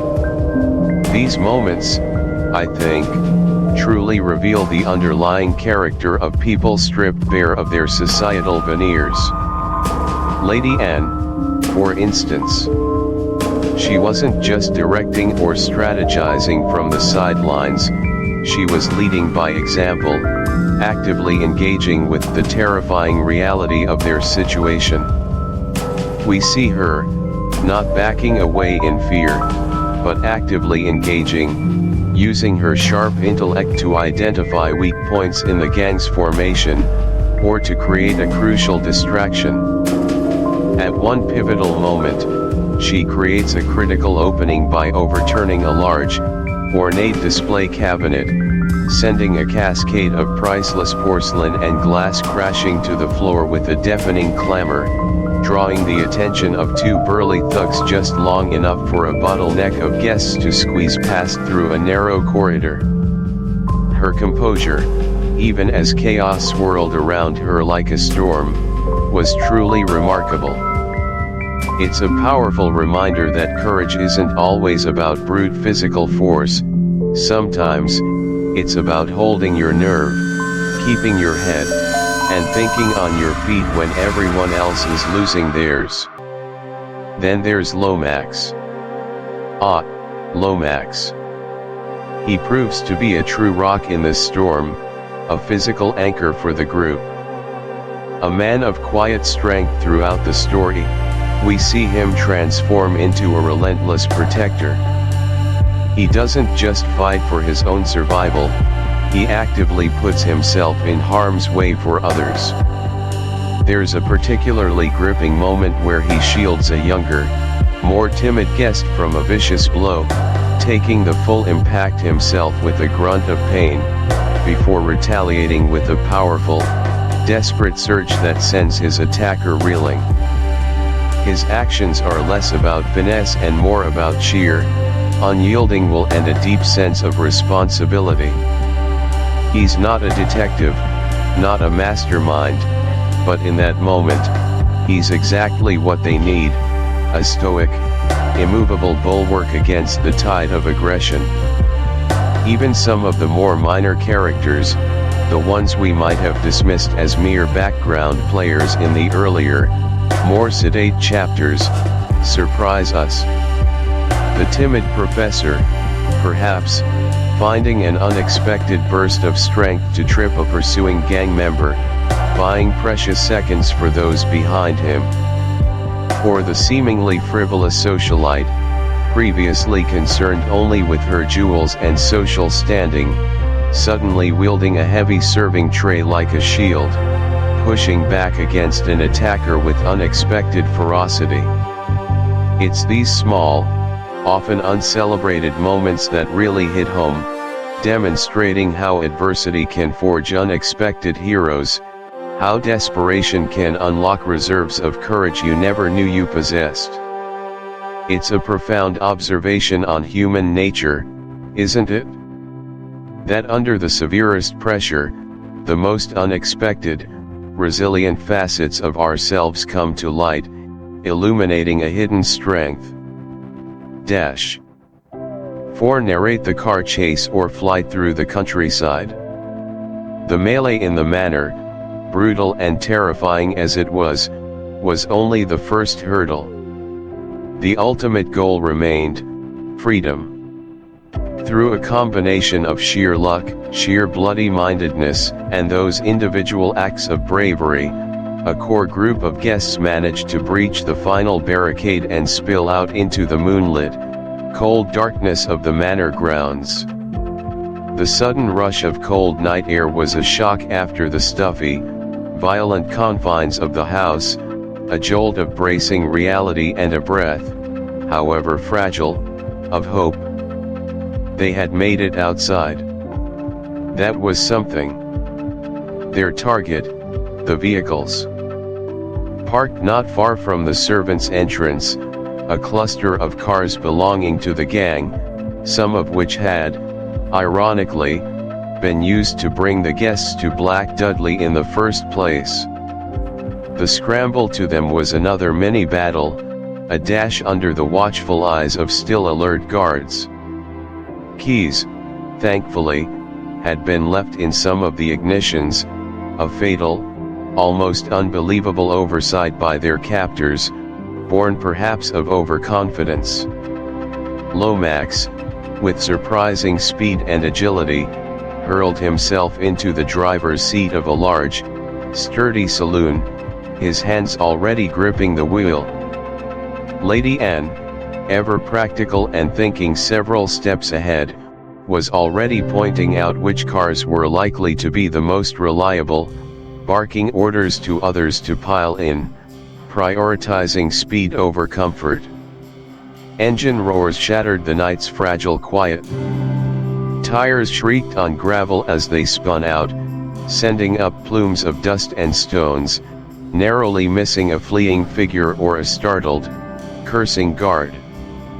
The main gates, miraculously, had been left slightly ajar in the earlier confusion, or perhaps Lady Anne had dispatched someone to deal with them in the frantic moments before.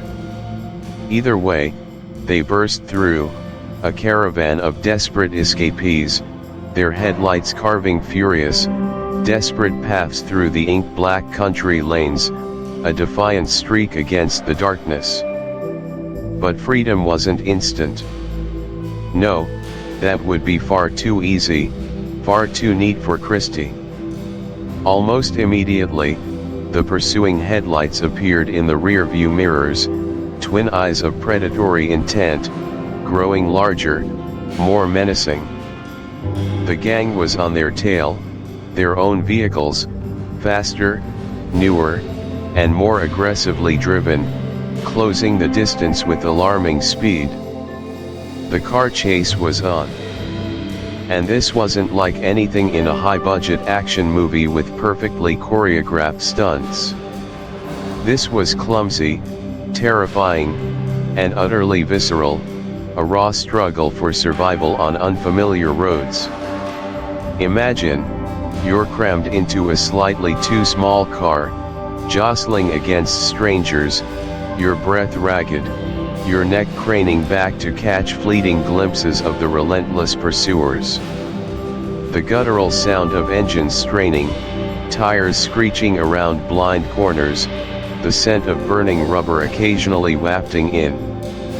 The palpable thrum of fear vibrated through the chassis, a constant companion. Lomax, at the wheel, was driving like a man possessed, his face grimly set, his knuckles white, navigating the treacherous, unlit country roads with an almost suicidal abandon. Trees blurred past, dark sentinels. Dense hedgerows loomed out of the darkness, threatening to engulf them. There were moments of terrifying near misses, where they almost skidded into a ditch, or brushed a jagged stone wall, sending a shower of sparks flying into the night. Every bump, every swerve, felt like a lurch into the unknown, a gamble with destiny. The air inside the car was thick with held breaths, the occasional choked gasp of terror. Someone might have murmured a desperate prayer. Someone else might have clutched a loved one's hand, finding comfort in the shared peril. The tense silence was punctuated only by the roaring engine, the shriek of tires, and Lomax's terse, urgent instructions, "Hold on. Watch out." They were flying blind, relying on Lomax's instincts and the sheer good fortune that these remote, winding roads were deserted save for their desperate chase. The pursuit was relentless, a terrifying game of CA. Chapter 10, The Hunt for the Truth. Alright, settle in, because Chapter 10 of The Crime at Black Dudley isn't just a chapter, it's a frantic sprint towards the finish line, a last-ditch effort to pull the threads of chaos into a coherent picture. We've been through a lot already, haven't we? The strange house, the eerie ritual, the shocking murder, and now, a full-blown gangland escape. It's like Christie decided to toss a classic drawing room mystery into a blender with an espionage thriller and hit frappe. And honestly, it's magnificent. The title of this segment, The Hunt for the Truth, might sound calm, almost contemplative. But in reality, it's anything but. Imagine trying to solve a complex puzzle while someone's shooting at your back and the floorboards are creaking under the weight of impending doom. That's the atmosphere we're swimming in. The goal here isn't just to crack the case, it's to crack it amidst the frantic, heart-pounding chaos of escape. It's a testament to the characters, and to Christie's plotting, that the intellectual pursuit of justice can still persist when every fiber of your being is screaming run. One of the brilliant structural choices Christie makes here, and something I always appreciate in her more complex narratives, is the absolute necessity to separate the issue of the gang from the issue of the murder. Think about it, our heroes are trapped, the house is swarming with criminals, and their immediate survival depends on evading capture. That's a clear and present danger, a ticking clock that demands action, not quiet deduction. But the murder of Lord Harold Cleather, that's a separate, colder crime. It happened before the gang's true intentions were revealed, and it requires a different kind of focus, one that most people, reasonably, would defer until they were safe. But not our intrepid amateur sleuths, and certainly not the sharpest minds among them. They understand that while escaping the gang is paramount, the murder isn't just some side quest. It's the original sin, the dark heart of the mystery, and potentially even connected to the gang's presence in ways they don't yet grasp. So, you have this fantastic tension, the primal need to survive warring with the intellectual urge to solve. It's a delicate balance, and watching the characters navigate it, prioritizing and shifting focus, is utterly compelling. It's almost like watching a chess game being played during an earthquake. You need to think several moves ahead while simultaneously bracing for impact. This is where the unassuming, but incredibly perceptive, Abhay Shah truly shines. He's not the swashbuckling hero, nor the master of disguise. He's the quiet, meticulous observer, the kind of character who sees the forest and every single tree. And it's his mind, in particular, that becomes the laser focus on piecing together the timeline of the dagger passed during that ill-fated ritual. Remember the ritual? The solemn procession, the passing of the dagger from hand to hand, the flickering candlelight, the chanting. It seemed almost theatrical, a strange performance designed to evoke ancient mysteries. But for Avir Shah, it was a sequence of events, a chain of custody for what became the murder weapon. He reconstructs it almost like a forensic scientist reenacting a crime scene. He starts from the beginning, the dagger being brought out, its initial holder. Then, he traces its journey. Who did they pass it to? How long did each person hold it? What were their positions in the circle? He's not just remembering the order, he's thinking about the gaps, the opportunities, the blind spots. Was there a moment when the lights dimmed? Was there a distraction? A sudden noise? He's visualizing each handoff, each fleeting moment of possession, looking for that single, crucial interval when a slight, almost imperceptible shift could turn a ceremonial object into a deadly weapon. It's a brilliant move by Christie to hide the murder in plain sight, within a performance. The ritual itself is a form of misdirection. Everyone's attention is on the act, the performance. Chapter 11, The Final Confrontation. All right, my fellow literary adventurers, settle in. If you've been with us through the labyrinthine corridors of Black Dudley, through the whispered secrets, the sudden deaths, and the ever-tightening noose of suspicion, then you know we've arrived at the precipice. This, my friends, is it? This is Chapter 11, The Final Confrontation. And believe me, when Agatha Christie sets the stage for a climax, she doesn't disappoint.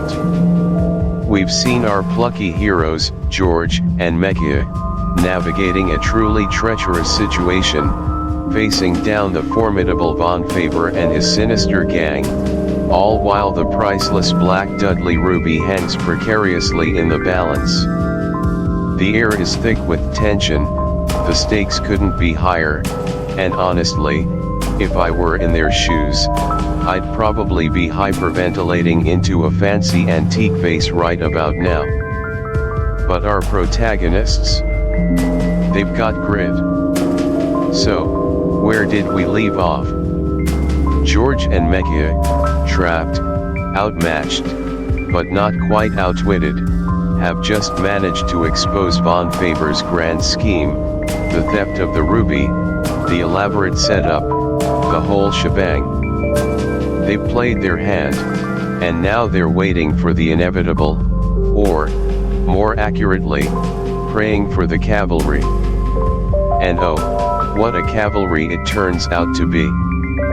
You can almost feel that electric shift in the atmosphere, can't you? That moment when the tide finally, gloriously, turns. It's a scene etched with the kind of heart-stopping drama that only Christie can orchestrate. Imagine this, the grand, shadowy halls of Black Dudley, still echoing with the last vestiges of Von Faber's triumphant sneer, are suddenly pierced. Not by a gunshot, not by a scream, but by something far more definitive, far more imposing. First, it's a distant hum. A faint, almost imperceptible thrum against the ancient stones.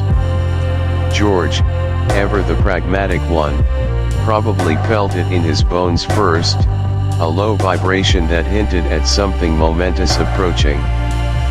Mechia, perhaps, heard it as a faint, rising wail in the far-off distance, cutting through the oppressive silence that Von Faber had tried to impose. And then, it grows. That low hum transforms into the unmistakable roar of an engine, accelerating, coming closer, closer, until it becomes a formidable, thundering presence. And then, the sirens. Oh, those beautiful, ear-splitting sirens.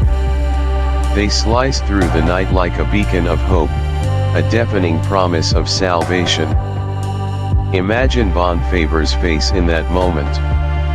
The sheer, unadulterated shock. The carefully constructed edifice of his villainy, built on layers of deception and intimidation, begins to crack under the weight of that sound. His eyes, which moments before held such cold calculation, now dart frantically, betraying a flicker of true panic. Headlights cut through the darkness outside, painting stark, shifting shadows across the estate grounds. Multiple sets, mind you. Not just one lone patrol car, but a veritable convoy.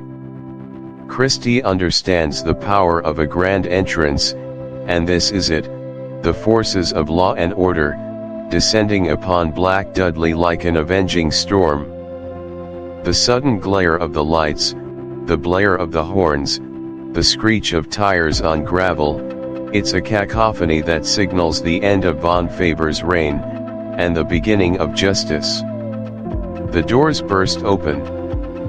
Not quietly, not tentatively, but with a resounding thud that vibrates through the very floorboards. And in stream the uniforms, a contingent of formidable, no-nonsense police officers, led by a figure who, no doubt, possesses that stern, unwavering gaze so characteristic of Christie's detectives. Perhaps it's a local superintendent, or maybe even an inspector who'd been brought in after the initial suspicions mounted. But whoever it is, they mean business. Their footsteps are heavy, their commands crisp, their presence a palpable force of authority that sweeps away the lingering dread. Now, Von Faber, as we know, is no ordinary thug. He's a mastermind, a schemer. He's not going to just throw up his hands and surrender gracefully. Oh no. This is his final stand, and he's going to make it count, even if only for. This is where George, or perhaps even Meggie, could play a crucial, final role.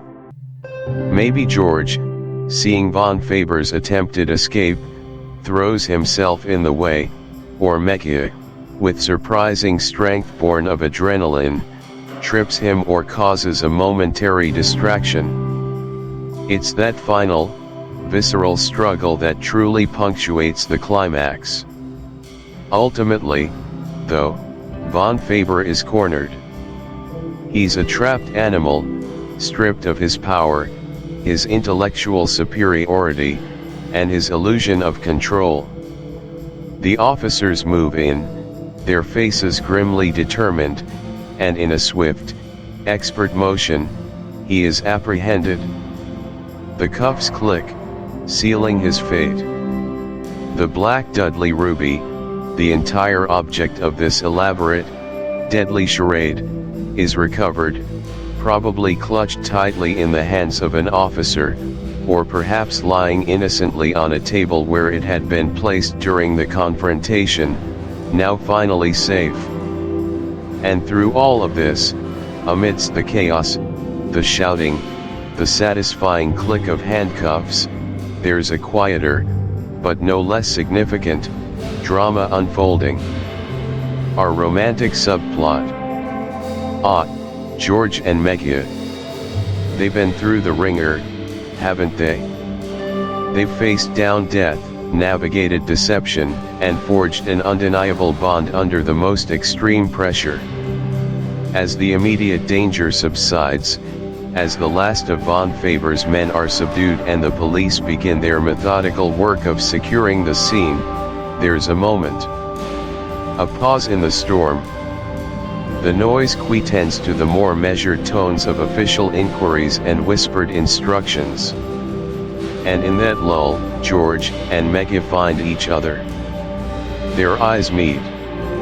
It's not a grand, dramatic declaration amidst fireworks. It's something far more profound and real. It's a look that speaks volumes, of shared terror, of mutual reliance, of an unspoken understanding that has deepened irrevocably. Margery, who has shown such remarkable courage and wit, might be trembling slightly now, the adrenaline finally leaving her system. George, ever the protective one, perhaps reaches out, almost unconsciously.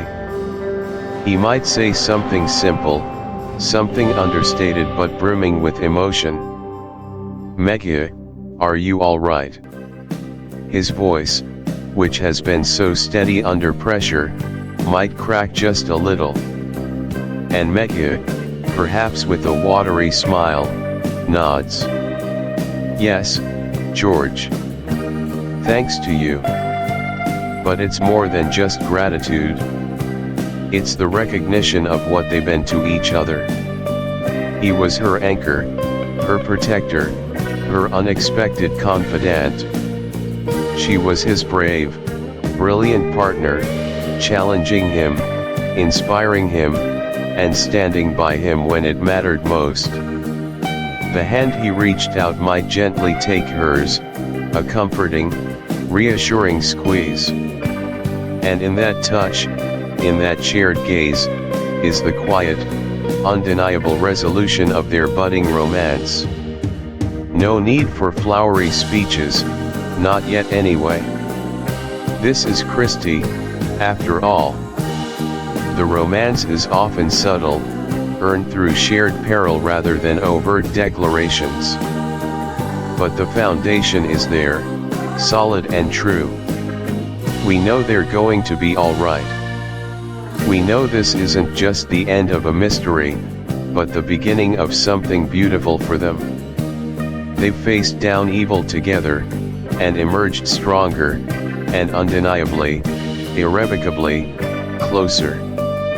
And with bond favor secured, his gang rounded up, and the Black Dudley Ruby back in safe hands, the immediate danger, that suffocating cloud of menace, finally lifts. The tension that has been a constant companion throughout the book dissipates like mist in the morning sun.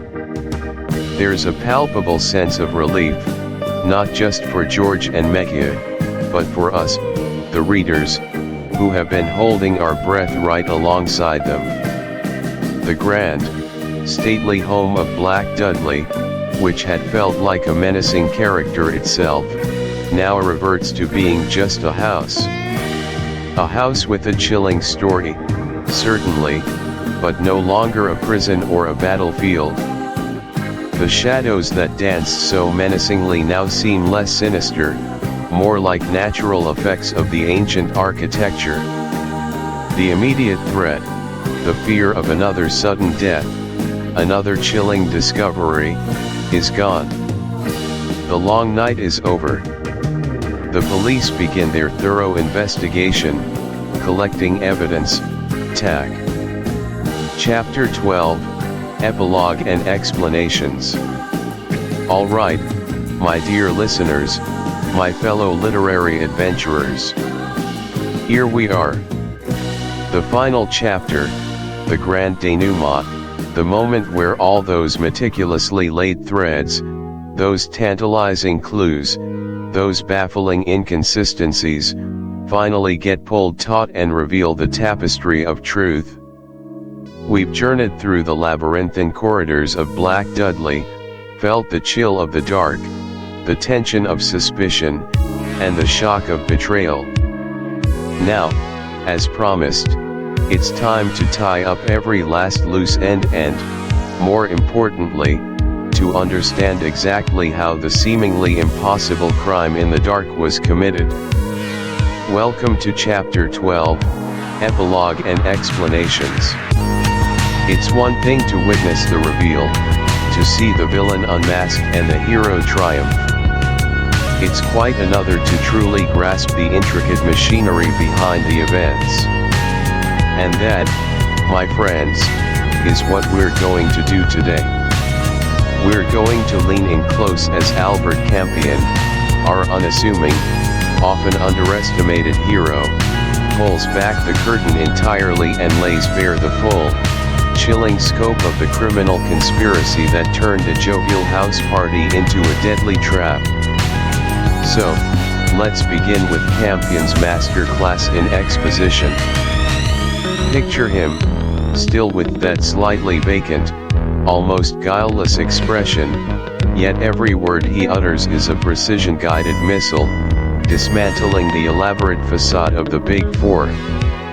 The core of this conspiracy, you'll recall, wasn't just about a murder. The murder was an unplanned, catastrophic complication. No, the real motive, the deep-seated driver behind all the deception, stretched back years. It was about the legendary Black Dudley emeralds. Not the fakes that had sat in the family safe for decades, but the real ones, stolen years ago, covered up by a desperate ancestor, and hidden somewhere on the estate. The Big Four, a notorious gang of master criminals, had painstakingly pieced together the fragments of this old secret. They knew the emeralds existed, and they knew roughly where to find them. Their entire scheme, the intricate setup of this house party, was designed to retrieve those jewels. Think about it, the invitations, the eclectic mix of guests, the seemingly innocent parlor games, it was all a smokescreen. Mr. and Mrs. Potter, ostensibly charming, slightly eccentric guests, were in fact high-ranking members of the Big Four. Their mission? To infiltrate the house, create a diversion, hence the game of hide-and-seek in the dark, and, under the cover of chaos, locate and extract the real emeralds from their cleverly concealed hiding place within the old house. The fake maid, another member of the gang, was there to provide logistical support and an extra pair of eyes and hands. The game itself was a stroke of insidious genius, wasn't it? Who would suspect anything amiss when everyone is stumbling around in the dark, laughing, screaming, bumping into things? It provided the perfect cover for the Potters to move freely, to search, to pry open secret compartments, all while maintaining plausible deniability. If caught, they could simply claim they were playing along or had lost their way. They were banking on the general confusion and the inherent British politeness to prevent any serious questions from being asked until they were long gone, emeralds in hand. But then, as so often happens in the best laid plans of mice and master criminals, something went wrong. Terribly wrong. And that brings us to the crucial question, the chilling howdunit that haunted us throughout the narrative: how exactly was the murder committed in the pitch dark? This is where Allingham truly shines in her construction of the crime. Terry Lean, bless his slightly clumsy, well-meaning heart, was in the wrong place at the spectacularly wrong time. He wasn't the target, he was an unfortunate, accidental casualty. As the game of murder in the dark reached its climax, with guests scattered throughout the house, the Potters were actively engaged in their true mission, retrieving the emeralds from their hidden compartment. Terry Lean, perhaps seeking a good hiding spot, or simply did. The dark shadow of Broughton, the rival for Joan's affection, was definitively dispelled. The future for George and Joan, while starting in tragedy, seems brighter, more grounded. And Joan herself? She emerged not only unscathed physically but mentally stronger. Her initial anxieties and vulnerabilities were tested, and she met them with resilience. She saw the true nature of people, the deceit of the Potters, the self-serving nature of Broughton, and the quiet heroism of George and Campion. This experience would undoubtedly shape her, giving her a deeper understanding of human nature and a steely resolve. Isabel and Caroline, their fates are perhaps less detailed, but equally significant in their quiet way. Isabel, who was engaged to Terry Lean, would have to grapple with the sudden, brutal loss of her fiancé. This isn't just about a broken engagement, it's about mourning someone taken so senselessly. The idyllic world of house parties and charming suitors would forever be tainted for her. She likely emerged more cynical, perhaps more cautious in matters of the heart, forever marked by the tragedy. Caroline, the slightly flighty, attention-seeking sister, also witnessed the dark underbelly of human nature. This experience might have forced her to confront the superficiality of her world, hopefully leading to a deeper introspection, though Allingham doesn't explicitly tell us. Mr. and Mrs. Potter, the architects of the conspiracy and the direct perpetrators of the murder, met their deserved end, arrest and the full force of the law.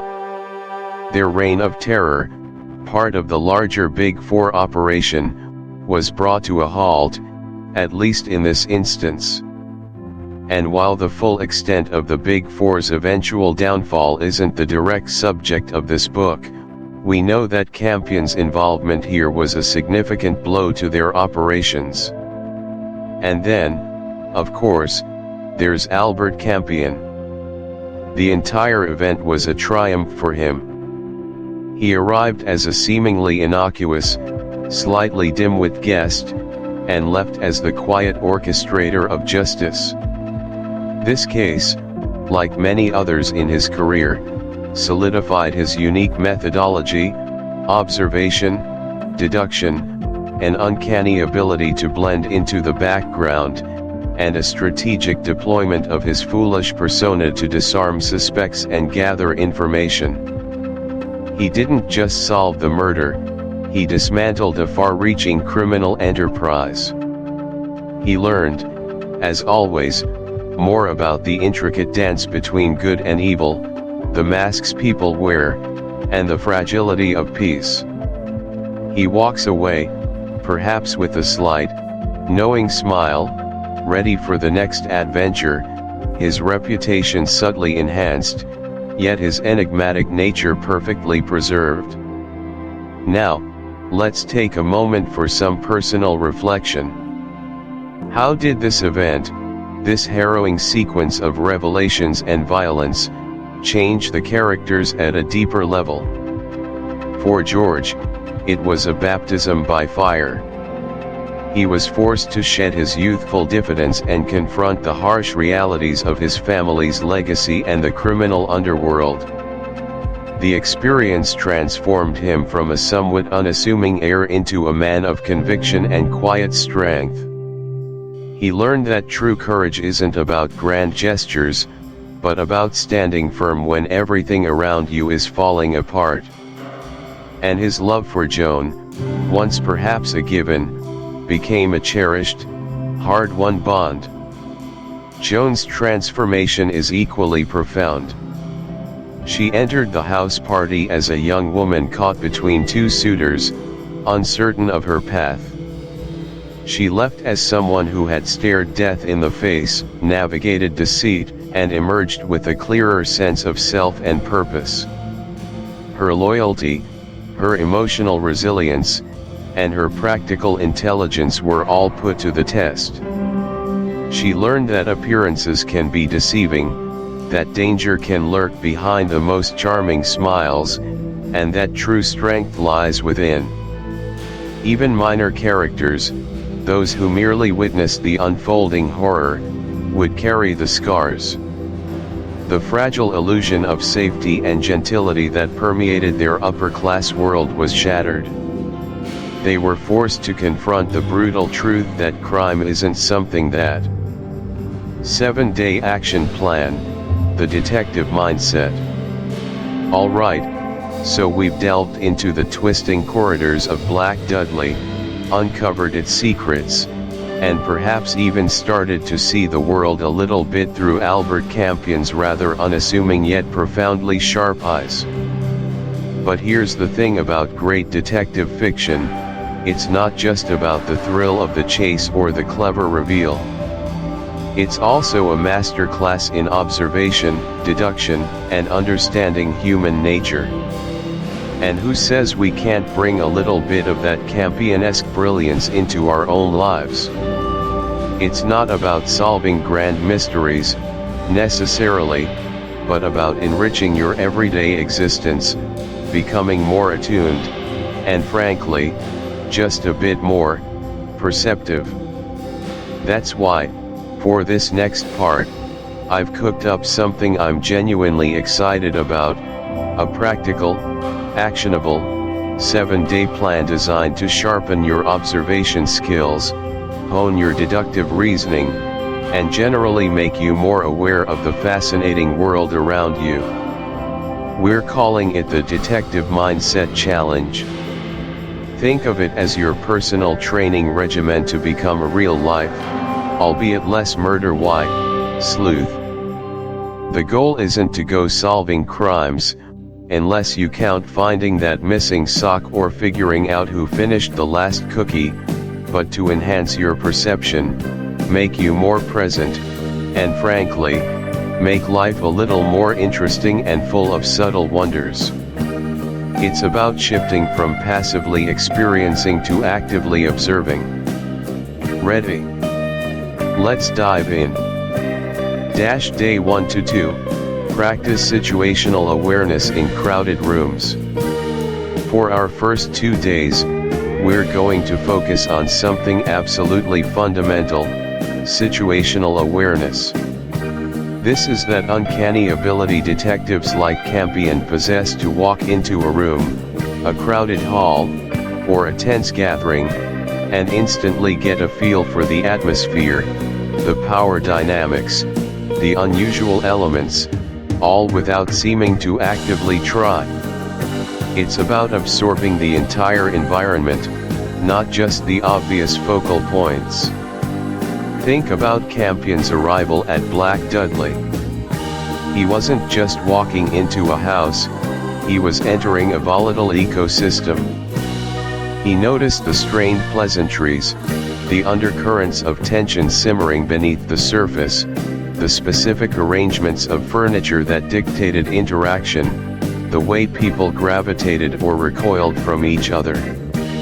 He was sensing the entire story of the room, not just its contents. That's situational awareness in action, and it's a skill that can truly transform how you navigate your daily life. Your challenge for day 1 and 2, find yourself in a crowded public space. This could be a bustling coffee shop, a lively train station platform, a mall food court, a local park during a busy hour, or even your office break room during peak hours. Your mission is to simply observe, without judgment or direct interaction. Become a human sponge, soaking in the sensory data. The overall mood, is it hurried and stressed? Relaxed and cheerful? Formal or informal? Can you discern a prevailing emotion in the collective space? The flow of people, where are the bottlenecks? Where do people naturally congregate? Are there patterns in how individuals or groups move through the space? What are the dominant sounds? Conversations, music, clattering dishes, machinery hum, distant traffic? Can you isolate individual sounds and identify their sources? General demographics, who makes up the majority? What apparent age groups, professions, based on attire or accessories, or styles of dress are prevalent? Look for commonalities and contrasts. Now, narrow your focus slightly, individual details, without staring, pick 3 random people within your field of vision. Without trying to figure out their entire life story, just take in a few specific, objective details. What are they wearing? Colors, textures, specific items. What are they holding? A book, a unique bag, a specific type of coffee cup. What are their immediate actions? Checking phone, writing, talking to someone, waiting patiently. The anomalies. What stands out? A bright red hat in a sea of muted tones. Someone sitting alone, intensely focused on a skit.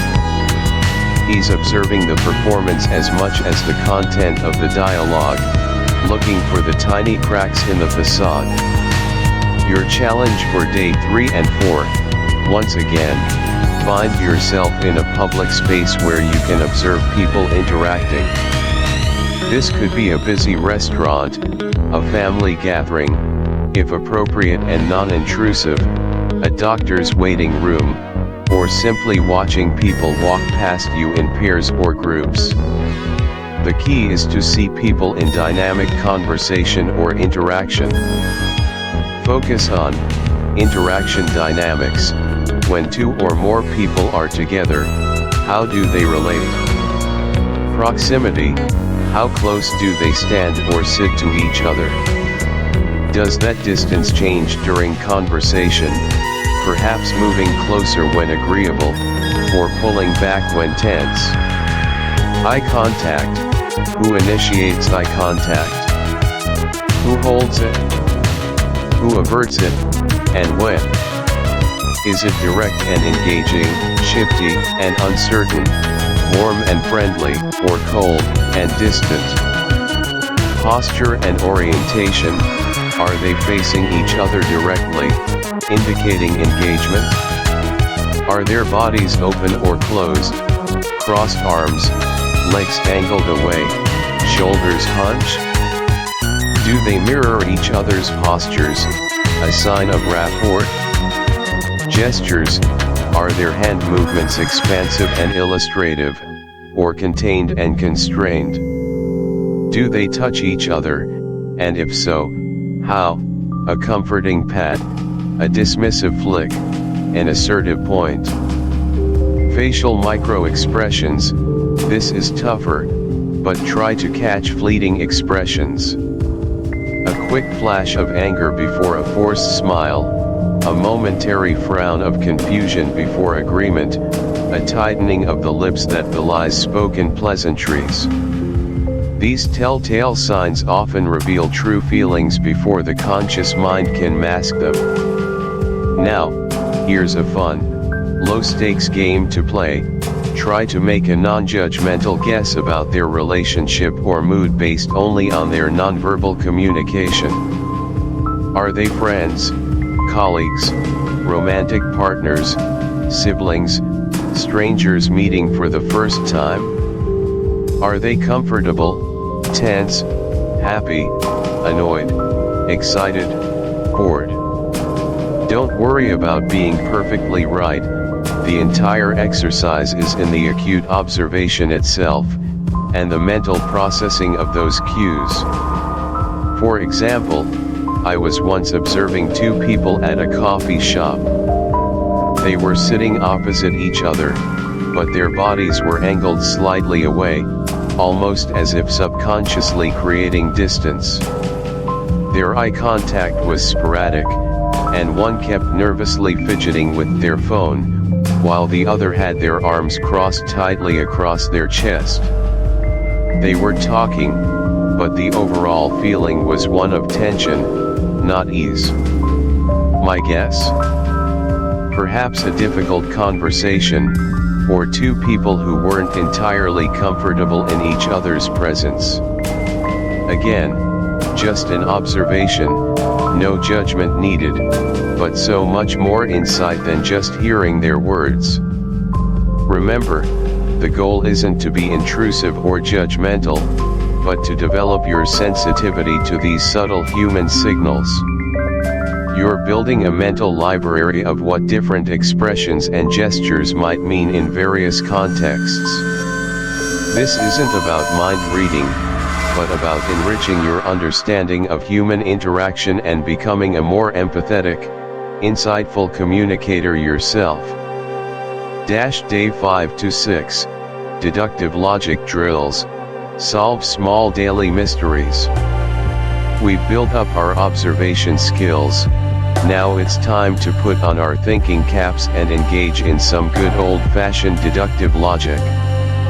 For days 5 and 6, we're going to turn small, everyday occurrences into miniature mysteries for your newly sharpened detective mind to solve.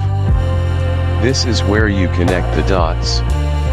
Deductive logic is essentially taking a general principle or a set of specific observations and using them to reach a specific, logically certain conclusion. In detective work, it's often about piecing together seemingly disparate clues to form a coherent, irrefutable narrative. If A is true, and B is true, then C must logically follow. It's about building a case from the ground up, using the evidence you've gathered. Your challenge for day 5 and 6, identify small mysteries throughout your day and try to deduce their explanation. Don't go looking for conspiracies under every. Avoid jumping to conclusions. Instead, list out all possible scenarios, weigh the evidence. Your observations from the previous days are now your clues, and try to systematically eliminate the less likely ones until you're left with the most probable explanation. This is exactly what Campion does. He considers a multitude of possibilities, but then systematically narrows them down based on the facts at hand, like peeling back layers of an onion.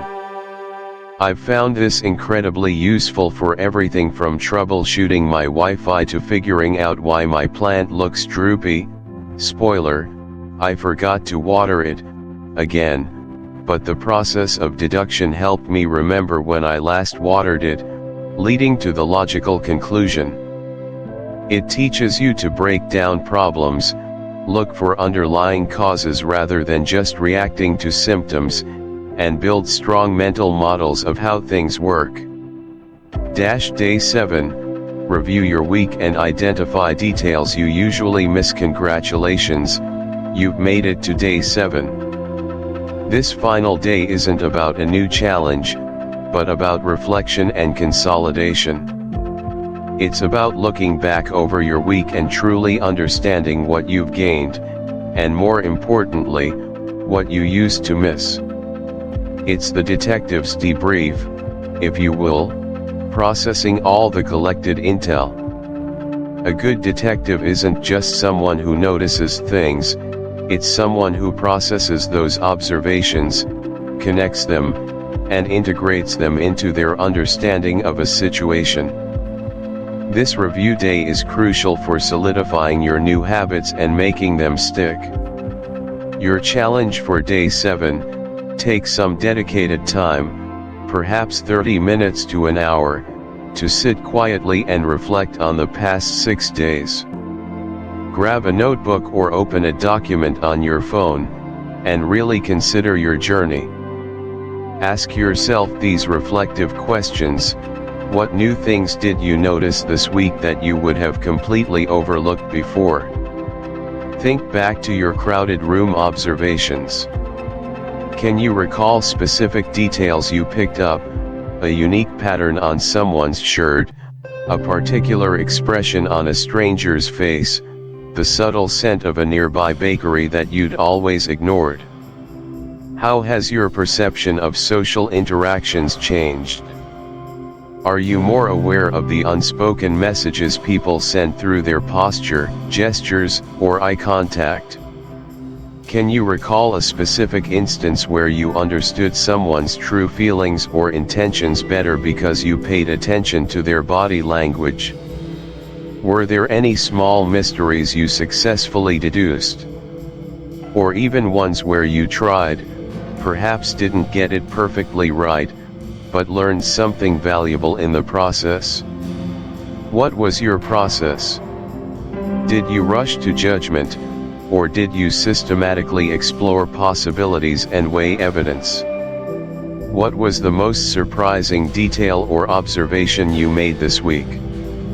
Something that genuinely made you pause and think, wow, I never noticed that before, and perhaps even made you rethink a previous assumption about your environment or a person. Where do you still feel you could improve? Is it difficult for you to maintain focus in noisy, chaotic environments? Do you still struggle to interpret ambiguous body language? Are you finding yourself jumping to conclusions too quickly without gathering enough evidence? Be honest with yourself, this is a journey, not a destination. You might even find it incredibly helpful to jot down a few notes in a journal or on your phone. This isn't about grading yourself, it's about acknowledging your progress, celebrating your heightened awareness, and identifying specific areas where you want to continue growing. I actually keep a small mental log, and sometimes a physical one, of these kinds of observations and deductions. It's genuinely fascinating to see how your perception evolves. At first, you might feel a bit overwhelmed, like you're trying too hard or overthinking everything. But over time, with consistent practice, these skills become second nature. You'll start noticing the faint dusting of flour on a baker's coat, the subtle tension in someone's shoulders when they're feigning ant. Summary, the verdict. All right, my friends. We've journeyed together through the labyrinthine corridors of Black Dudley, felt the chill of its secrets, and perhaps, like me, you found yourselves peering around every corner, just waiting for the next twist. As our time with Margery Allingham's captivating debut, The Crime at Black Dudley, draws to a close, it's time for us to take a step back, to breathe, and to distill the essence of what this story truly leaves us with. This isn't just about who did what, or how they got caught, it's about the deeper currents running beneath the surface. So, in this segment, Summary, the Verdict, I want to share my 3 major takeaways from this rollicking adventure, lessons that echo long after the final page is turned.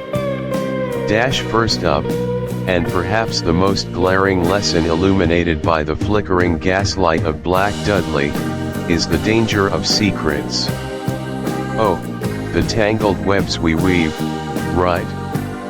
And Allingham demonstrates this with such exquisite, almost tragic, clarity through the character of Colonel Sir Stuart Robinson. Here's a man, ostensibly a respectable country gentleman, a pillar of his community, hosting a lively house party. Yet, beneath that perfectly tailored facade lies a life brimming with clandestine activities, with espionage, with a past that refuses to stay buried. He's not just a man with a secret, he's a man whose entire existence is predicated on a dangerous duality. Think about it, Sir Stuart's double life isn't just a quirky character trait, it's the very bedrock upon which the entire plot rests. His involvement in international intrigue, his hidden dealings, his possession of the coveted Black Dudley ruby, all these aren't just elements of the plot, they are the plot. The secrets he meticulously cultivates, the carefully constructed walls he builds around his true identity, are precisely what make him a target. They attract danger, they invite suspicion, and ultimately, they create the precarious situation that engulfs everyone at his party. What struck me most vividly is how these secrets don't just imperil the one who holds them. They become a contagion, spreading through Black Dudley like a slow, creeping poison. His guests, his friends, even innocent bystanders like young Palgrave and Miss Finching, are unwittingly drawn into the vortex of his hidden world. Their lives are put at risk, their weekend of revelry transformed into a nightmare, all because of the gravity and weight of one man's need to keep his true self locked away. It's a powerful reminder that secrets, especially those of a magnitude like Sir Stuart's, rarely stay neatly contained. They leak, they fester, and often, they explode, leaving collateral damage in their wake. It makes you wonder, doesn't it, about the true cost of maintaining a carefully constructed lie? The fragile reality it creates, just waiting for a single thread to unravel and bring the whole edifice crashing down. It's a testament to the idea that authenticity, however challenging, might just be the safest path. Moving on to our second crucial takeaway, and this one involves one of my favorite aspects of this book, underestimating the fool. Albert Campion. What an entrance, what an enigma. When we first meet Campion, he's presented as this slightly bumbling, undeniably aristocratic, but ultimately rather innocuous figure. He's often overlooked, dismissed as a charming but perhaps dim-witted young man who mostly gets in the way. He possesses the sort of blank, almost vacuous expression, speaks in a rather vague, meandering way, and generally gives off the impression of someone who might be good for a laugh, but certainly not for solving a complex crime involving international espionage and murder. And that, my friends, is his genius. That's the sheer brilliance of Allingham's creation. Campion's perceived foolishness is his most potent weapon. While everyone else is busy underestimating him, seeing him as a harmless, slightly eccentric hanger-on, he's quietly observing. He's listening to the nuances in conversation, noticing the subtle shift.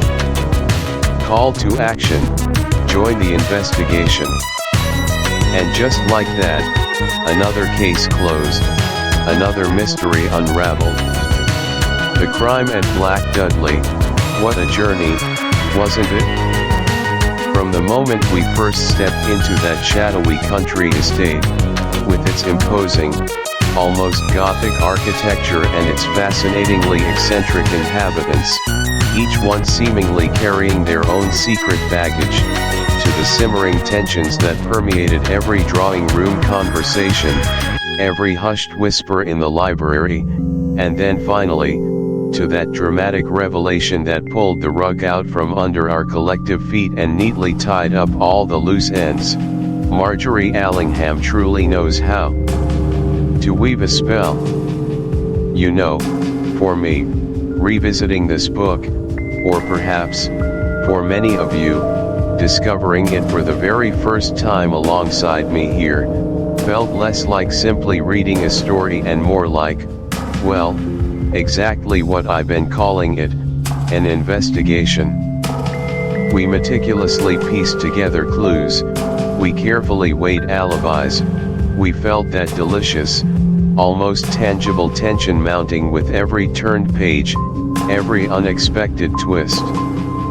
It's this particular kind of book, these golden age mysteries, that consistently remind me why I fell so deeply in love with the genre in the first place. It's not just about solving the puzzle, it's about the intricate plots, the brilliant, often audacious red herrings that lead us down delightful garden paths, and the sheer intellectual satisfaction of watching a master detective, whether it's Campion or another luminary, at their most astute and logical.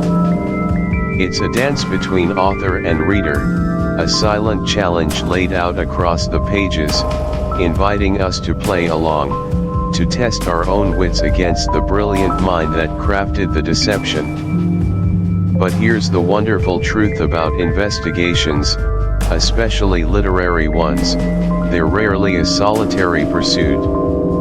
Even the most brilliant detectives, those with unparalleled observational skills and deductive reasoning, often rely on their trusted network, their informants, and sometimes, crucially, just a fresh, unbiased pair of eyes to spot something they've inadvertently missed in the heat of the moment. And that, my friends, is precisely where you come in.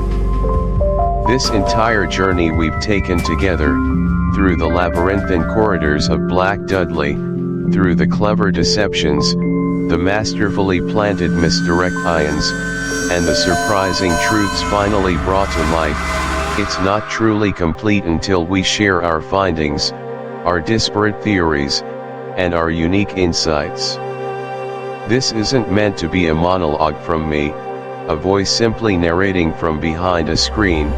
It's designed to be a vibrant, ongoing conversation, a collaborative effort. It's our own little literary detective agency, a true community of amateur sleuths, and believe me when I say, your input, your perspective, is absolutely invaluable to the fabric of this community we're building. It's the moment we move from passive consumption to active participation, transforming individual reading experiences into a shared intellectual adventure. It's how we deepen our appreciation for these incredible stories.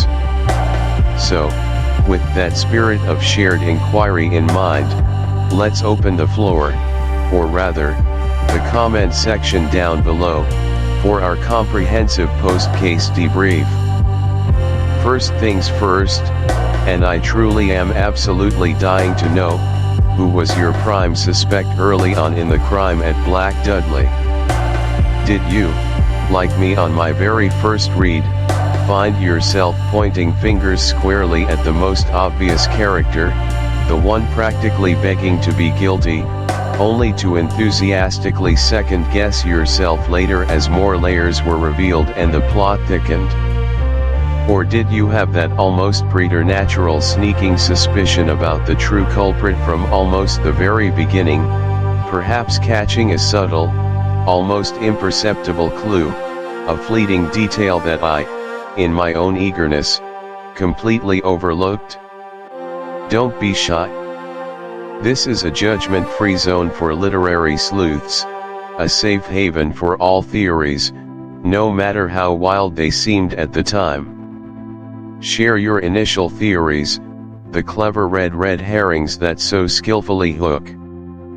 And speaking of appreciating the story, and the way we've explored it together, if you've genuinely enjoyed this deep dive, this immersive journey into the crime at Black Dudley, if you feel that my storytelling and analysis helped bring these pages to vivid life for you, if it sparked your own investigative spirit, rekindled your love for classic mysteries, or simply gave you a comfortable, engaging space to explore a beloved or newly discovered book, then please, consider giving this video a big, enthusiastic thumbs up.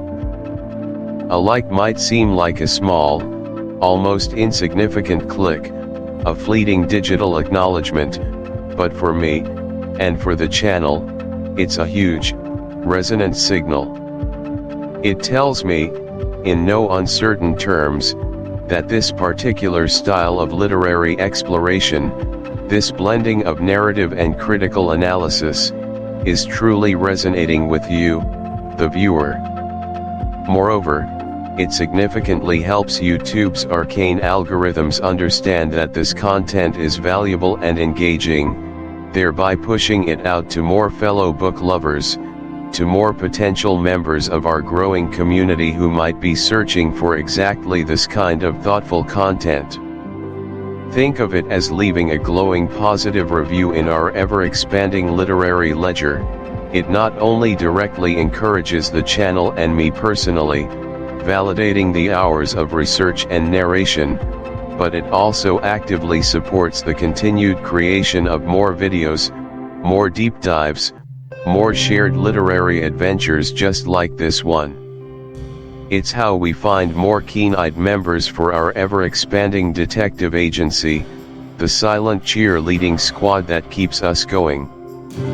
Your likes are those invaluable, subtle nods of approval, the quiet endorsements that help keep the metaphorical lights on in our literary laboratory, fueling future explorations and helping us invest even more time, effort, and resources into making these experiences as engaging, insightful, and thought-provoking as possible. Each like is a vote of confidence, a testament to the power of shared literary passion, and a beacon guiding new readers to our shared space. Now, for those of you who've been utterly captivated by Albert Campion's understated brilliance, his quiet yet incisive intellect, and are now, understandably, eager to follow his next exploits, and honestly, who wouldn't be after experiencing his subtle genius in this one? I have truly fantastic news. Our shared literary journey with this enigmatic detective is far, far from over. For our very next adventure, we'll be delving into the sophisticated, and somewhat scandalous, pages of Fashion in Shrouds. Yes, you heard that tantalizing title correctly, Fashion in Shrouds. The title alone, dripping with potential intrigue and dark glamour, promises an affair of the highest, most deadly order, doesn't it? This particular book, a true gem in Allingham's oeuvre, sees Campion navigate the cutthroat, fiercely competitive, and often surprisingly deadly world of London's high fashion industry. It's a milieu teeming with unbridled ambition, bitter rivalry, dazzling creativity, and, inevitably, a shocking, meticulously planned murder that will leave you gasping. Allingham truly upped her game with this one, delivering not just a compelling, intricately plotted mystery but also a truly fascinating and incisive snapshot of a very specific, often hidden, societal niche of the era, the backstabbing glamour behind the catwalks. Expect even sharper dialogue, even more complex, layered character relationships that tangle and unravel like fine silk, and a narrative plot that will keep you guessing, doubting, and hypothesizing right up until the very last stitch is dropped. Pun absolutely, deliciously intended. It's a brilliant, often surprising follow-up to Black Dudley, one that magnificently showcases Campion's evolution as a character, his increasing confidence and depth, and Allingham's undeniable, growing mastery of the genre. I've already started my preliminary reading, carefully taking notes, marking particularly clever passages, and I can tell you, without giving any. Thank you for listening to this audiobook. If you found value, meaning, or inspiration in this journey, please remember to like the video, subscribe to the channel, and turn on notifications so you won't miss the next chapter. Your support helps us bring more timeless classics to life. See you in the next reading.